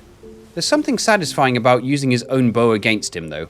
Radahn's rain did great damage, but the beginning of the fight is pretty much the only time I'll get away with using it. Single shots are going to be the way, which means maybe I should finally go get the strongest Greatbow. So yeah, the Golem Greatbow is actually the strongest Greatbow in the game, but I've been trying to avoid using it as you have to farm for it. It took about 30 minutes, but finally this Golem drops it. I upgraded it to maximum and resolved to use it with Radahn's spears, while holding Radahn's Greatbow in my offhand to still give the spears the 20% damage buff. The damage per shot was better now, but actually landing hits without getting sliced down by Radahn was no easy feat. I'm not sure which boss took me longer, him or Romina, but both took quite a while. The problem is you have to ensure that you're not next to Radahn when you fire a shot, or you won't be able to get away in time before he starts his next attack. At the start, I landed the through and through weapon art of the Golem Greatbow to do a nice bit of damage. For the first phase, there were some times when Radahn was lure walking at me where I could get away with firing a shot at him, but usually it was better to do it at a distance when he's locked into an attack. But of course, phase 1 is not the issue. Phase 2 is the true beast here. There are very few windows where it's safe to fire an arrow. Usually at the end of his combos is the best time, but you need to ensure that you do the jump shot trick and jump away from him so he won't instantly counterattack. The massive light AoE is also a good window because we can comfortably hit him from range. There was a lot of just dodging his attacks and waiting for these few openings. Things were going well as I was able to dodge the meteor and land an arrow. Disaster struck though, as I got caught during his combo and then used up my last Estus only to get hit again. I was now below half health and with no heals. Luckily, he did the AoE again, which was a free shot, and then he went for another meteor, which I was able to dodge and shoot him for the killing blow. With this, Consortum becomes Cons Winter. Before going to do Radabeast, I went to grab the Ballista for the next cycle, which I upgraded to +6. After the hell of those last two fights, I'm happy to say that Radabeast was actually easier for once. Even though Radahn resists Pierce, our much higher damage combined with his relatively low health meant each shot took off a good chunk. I still have to be careful to only fire at certain times though. I had to learn to dodge many of his attacks by jumping so I could set myself up for the next shot. I did get bounced around by him at some points, but compared to the previous two cycles, this felt like it went way faster. Now granted, I didn't start the Elden Beast portion with many flasks left, but this was by far the easiest Elden Beast fight thanks to Radahn's Rain. This just absolutely nuked Elden Beast's health thanks to its big recovery windows and large surface area. As it summoned Elden Stars, I just spammed the Ash of War, and thankfully, it was enough. We could finally ring the bell on the Greatbow cycle. To mix things up, this time I let Derplink marry Ranni for the next eternity or whatever the hell is going on here, I don't know. With Hand Ballista in hand, let's get this final cycle done. As usual, we'll test it out on the Grafted Scion. The damage is pretty solid per bolt, but the reload time is one of the worst things I've ever seen, especially for a game full of fast aggressive bosses. There seems to be no way to mitigate it whatsoever, meaning taking a hit while reloading is very likely. Also, we can only hold 20 of each type of bolt, an even harder inventory limit than the Greatbow for some reason. The Scion is at least easy enough to create distance to fire a shot, but I can already tell we're in for a bad time here. So, what's our first move? Well, I reckon we should get ourselves a better weapon. We first go grab both of the medallion pieces to make our way up to Altus Plateau. I then head to Mount Gelmir to buy loads of ballista bolts, and then use the kick weapon art of the hand ballista to boot the merchant off a cliff so we can claim his bell bearing. Nearby, we make our way into Volcano Cave, the home of our next weapon. We do need to beat the boss Demi-Human Queen Margot, and guess what? I became the first Elden Ring player ever to die to this boss. A safe window to land a hit. What's that? I'm pretty sure almost every shot I fired here ended with me getting smacked in return. The only option was to try to heal through it, unless I got lucky and landed a headshot for a stagger. Finally, after a fight that was way longer than it normally is, we defeat Demi Moore to get the jar cannon. This weapon is exactly what it says, a cannon we can hold in our hand. But you know what? Given that reload time, I think we're going to have to switch things up here. Elden Ring, I've given thee courtesy enough. Yeah, max upgrade baby. Screw the rules, I have money. Alright, let's blast through the game. Prepare to die, Margit. I really thought that'd do a lot more damage, you know? I mean, it's hard to call that bad, but that's with all the buffs in place and the weapon maxed. Even though victory against Margit wasn't too tough, I felt a great sense of anxiety for the coming battles. But look, here's what I'm thinking. Many of these early battles won't be too bad because even on New Game Plus 3, the bosses don't do all that much damage and they have at least some windows for me to attack. In that vein, I took out Godric without too many problems. I think he's still suffering from the grafter effects of these cannons to the face. I decided now to see if I could get some more buffs on the go. First, I went and got his Great Rune, and then headed to Lakeside Crystal Cave to get the Spear Talisman to boost counter hit damage. I also went to get the Fire Scorpion Charm to boost our explosive bolts. Unfortunately though, I tested out both the Fire Scorpion Charm and the Lightning Scorpion Charm with our elemental bolts, and neither of them gave a significant damage boost.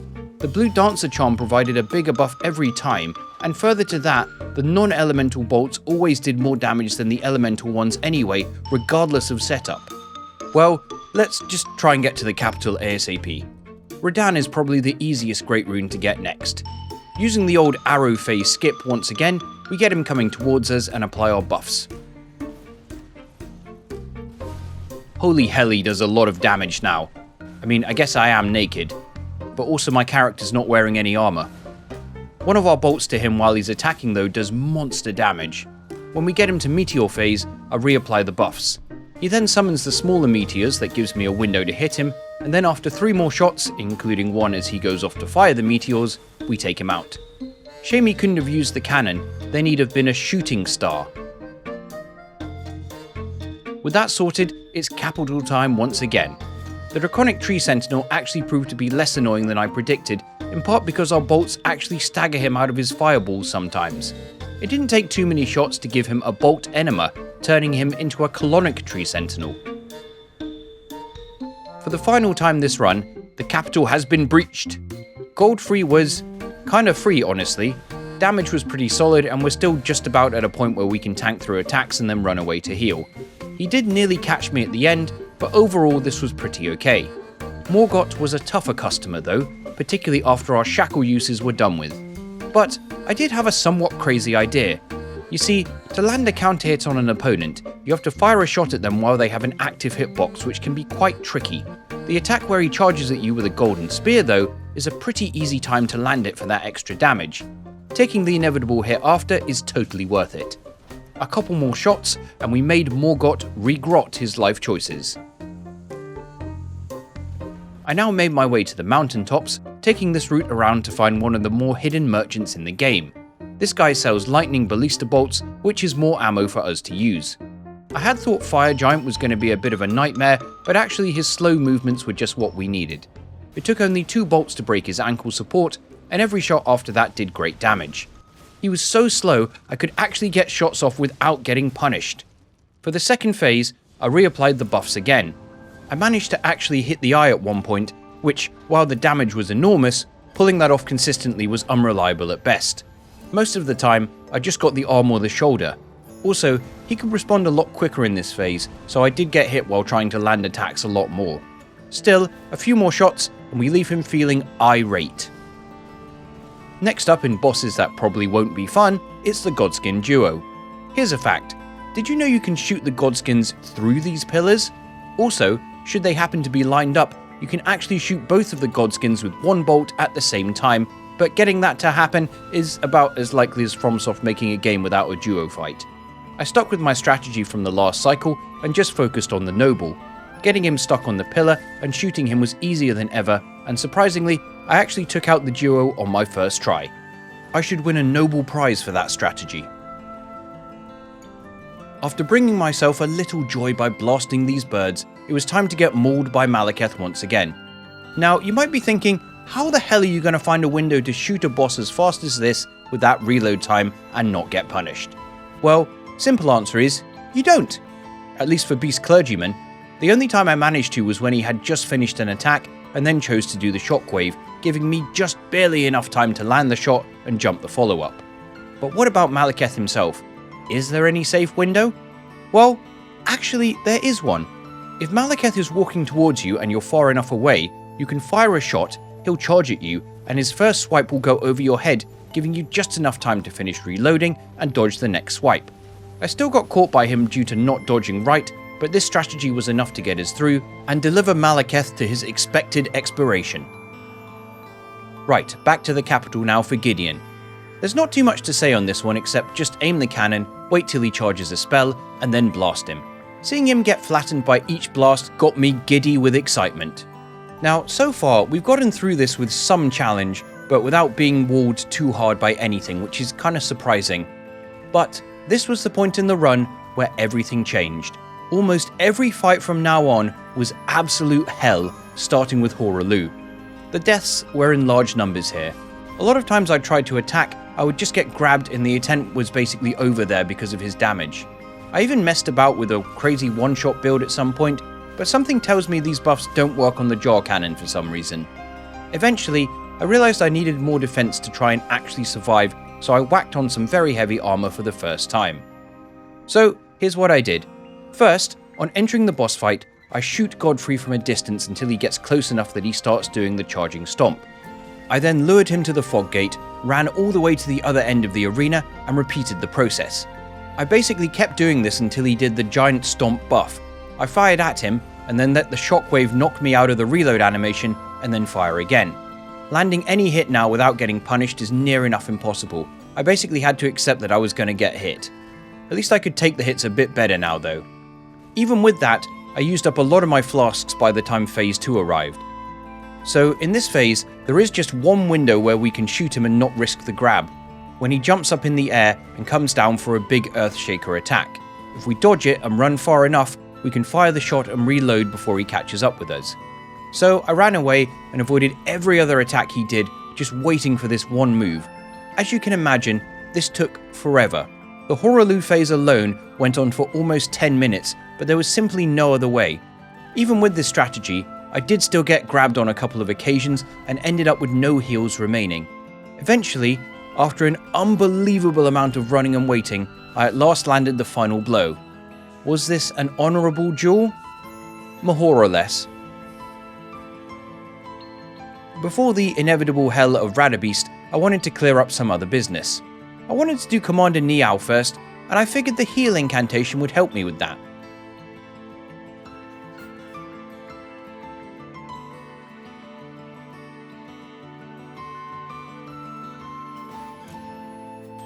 After that intense fight, we now get to the snowfield and head to the Halig Tree. We of course have to fight Royal Knight Loretta, but guess what? The strategy from the Tree Sentinel kinda works here too. If Loretta charges up her arrow attack or summons her swords, we can shoot her with a bolt to knock her out of it. Despite a near death at the end, making distance and firing was a fine strategy to take her down after not too long. But again, we all know what you really want to see. Malenia. How did this go? Quite badly. I mean, the Ballistas can knock her down, but she can hyper armor through stuff, or just waterfowl you to death if you fire at the wrong time. Weirdly, the second phase actually has more windows where you can fire safely, like after the Ionia or the little butterfly explosion on the ground she does. The first time I got to the second phase, I actually nearly did it, but messed up an Ionia dodge for an instant death. I was stuck on Malenia for around 6 hours total. This honestly gave me flashbacks to the first time I fought Malenia and how much she walled me. For phase 1, the absolute safest attack to punish is when she goes up in the air and then back down with a swish. You can pretty much always knock her down if you fire as she lowers her arm. The riskier option is trying to predict when she's going to charge at you with the multi-slash attack. It's often preceded by her spinning around and then doing a slash. If you land the hit while she's charging, not only do you knock her down, but you get a fat load of counter damage too. Getting hit by any of her attacks again is a bad time as the health recovery undoes a lot of our good work. I played this very safe and never went for any attacks outside of the few times I knew she couldn't hyper armor. For the second phase, I reapplied Golden Vow as she did the first Ionia and then landed a single hit. I felt less stressed here even though this took longer. I baited out the same attacks from the last phase as well as the butterfly ground explosion and of course the Ionia. Everything else I just avoided as much as possible. After 12.5 minutes of some of the most intense patience I've ever had to employ, I blasted her in the face one last time to win this battle of attrition. Miquella can't protect you now. Well, it's DLC time. This means another tough fight with Mohg is incoming.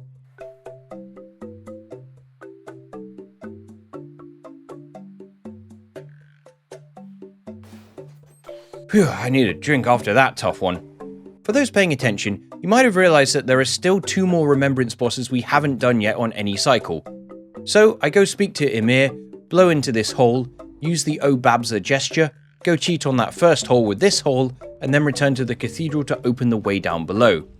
Sword Hand of Knight Anna then had an unfortunate fall from grace. I'll take it. So remember when I said that almost every boss from now on in this last section was awful? Well, Meteor was the exception to this. This was actually a welcome break compared to all the other bosses we've been throwing ourselves at. The damage was really solid, and it was really easy to just run away and fire. Even in the second phase, we could just run and bait the spinning attack for a nice counter hit. You know, I didn't think there'd be any run where I'd have a relaxing time fighting Meteor, but here we are. Okay, this stupid spinning Omega laser attack still sucks ass and did nearly ruin my attempt, but shortly after, we give her the finger. Now, I imagine some of you might have been shouting at the screen about the other Ballista we can get in the DLC. Well, we're going to get it now. We drop into this tower from above to get the Spell Machinist's Bell Bearing and Rabath's Cannon. The Bell Bearing lets us buy Rabath's Great Bolt for magic damage, and we upgrade Rabath's Cannon to +10. Rabath's Cannon does part magic damage, so it pairs really well with these Great Bolts, and the bolts fired from this cannon even have tracking. It's like firing a homing missile. So, guys, I might have made a mistake here. I saved Midra for this final cycle as he's a fairly slow boss. But I kind of forgot one thing. I forgot what you have to go through to get to Midra. Or perhaps I should say, who you have to get through. Yep, it's Jory. A gank fight with projectiles galore. Which sounds bad, but it's worse than you think. With the cannons, most attacks tend to knock you out of the reload animation, letting you dodge any follow-ups.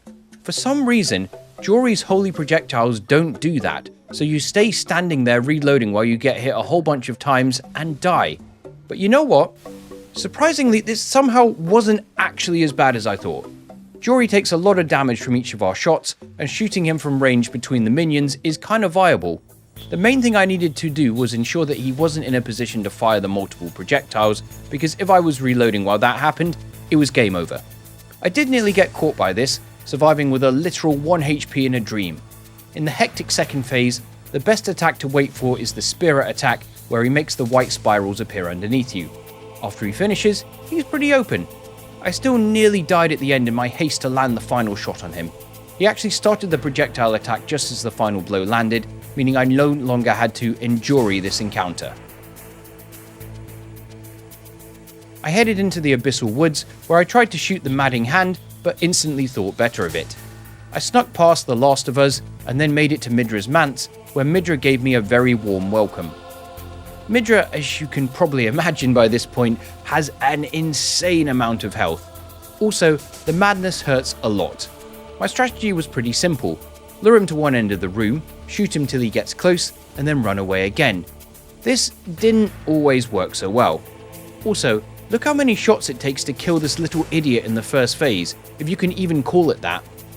Our damage seemed to barely tickle his health bar, so needless to say, this was going to be a long fight. He at least played real nice for me in this first part, letting me run all the way to the other end of the room several times and fire off my shots. Before you know it, the final phase began. The big difference here is the Madness laser, which has huge range, allowing him to hit me from much further away.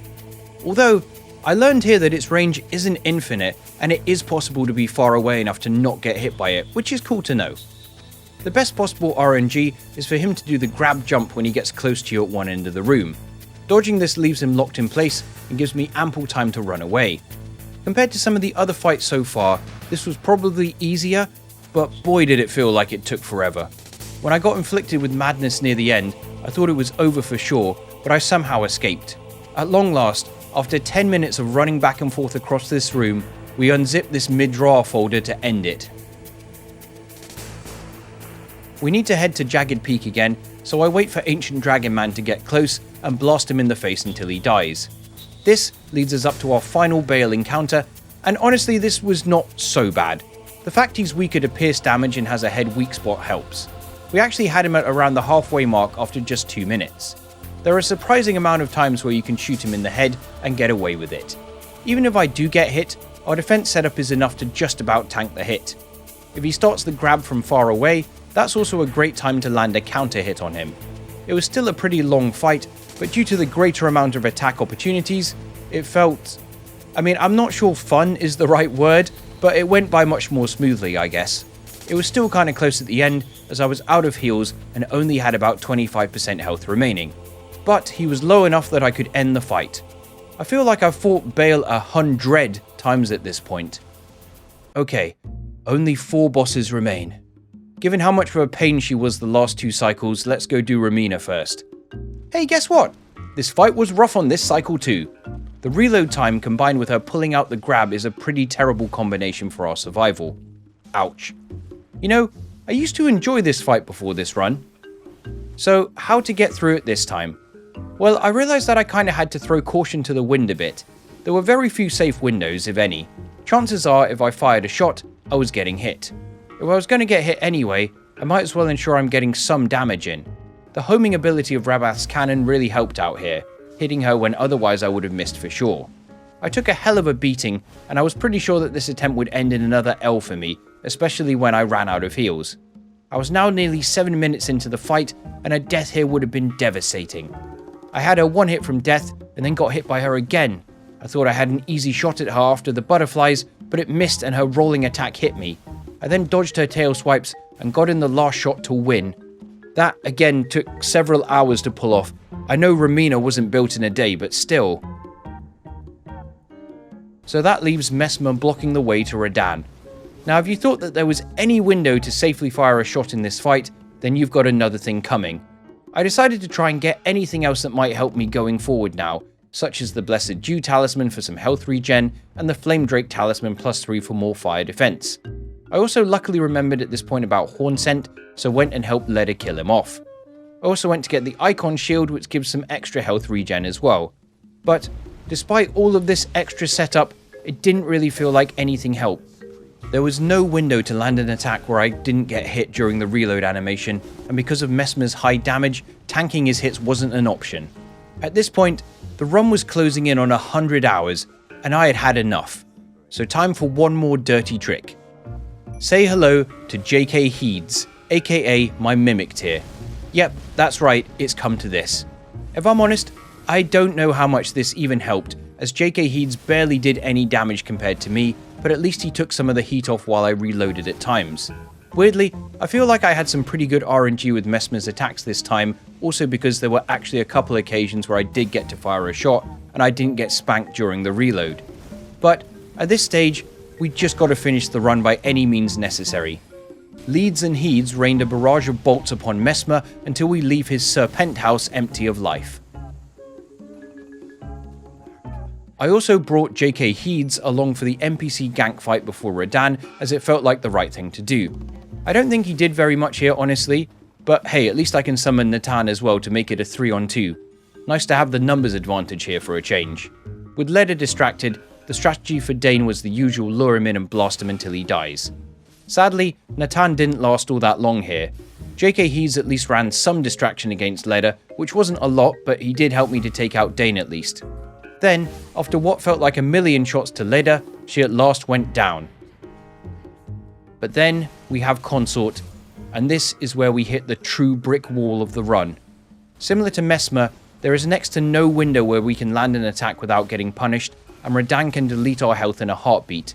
The damage is massive even with all the defense stuff I can find. JK Heeds unfortunately also isn't much help.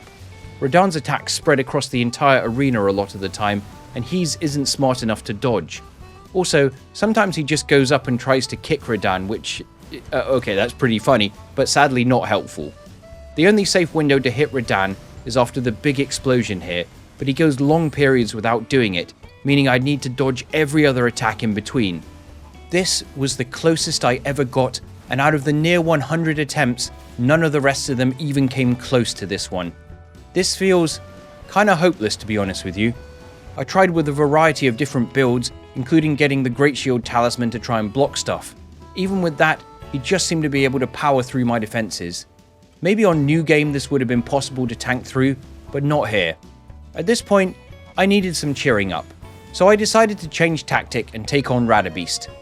To help lift my spirits, I called upon members of my audience, the Naifu Nation, to come help me take him out with their own Ballistas. This did give Radahn and Elden Beast massive health boosts, but at least we could draw their aggro in different ways. I don't know necessarily if this made this easier, but it was more fun. In the end, it was two warriors known as Yuri and Lost Daughter who helped me secure the win. Radahn was a massive endurance test, even with his relatively low health. Luckily, Lost Daughter was able to keep casting Archery Blessing to keep our health regenerating. I'm glad I brought the Naifu Nation in here. Honestly, it made this fight a lot more enjoyable and less of a slog than it would have been. After many cannon shots, Elden Beast finally falls, and the run is sort of complete. It's worth noting that we tried the same thing with Radahn, but his health increase was insane, and it felt like the shots barely even tickled him, and the damage he was doing? Yeah, sometimes people were getting one shot from full health.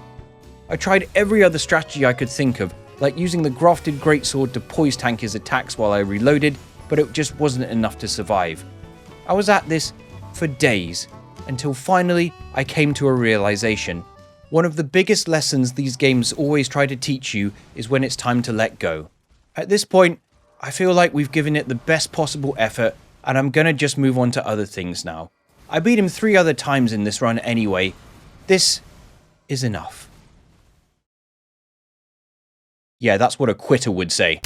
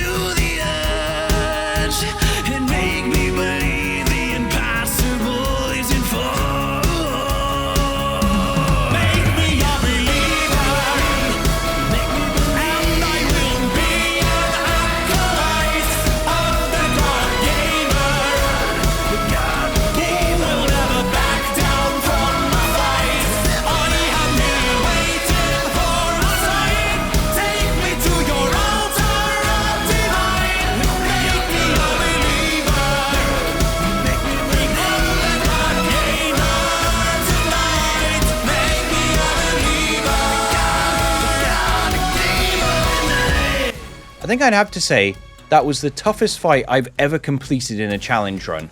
That was 20 minutes of stress, tension, and pain. But surprisingly, we're not done yet. I needed to take out Suamog first, and for this, I called in my loyal editor Junpei to speed things along. After all the hell I had just been through, this was actually a relief. The shackle let us get some free shots in, and it was pretty easy to keep distance and fire away. Before long, the Su worst version of Moog is destroyed. I then somehow made it down the crazy drop section on my first attempt, and was greeted by the 3 fingers warm embrace at the bottom. What? You think I'm going to do anything else after this run except torch everything? This run destroyed me in ways I never thought possible. Come join me as we all burn together. It's surprisingly relieving. All the pain of these last cycles is just melting away. And finally, I have peace. I've been JK Leeds. See ya. And may chaos take the world.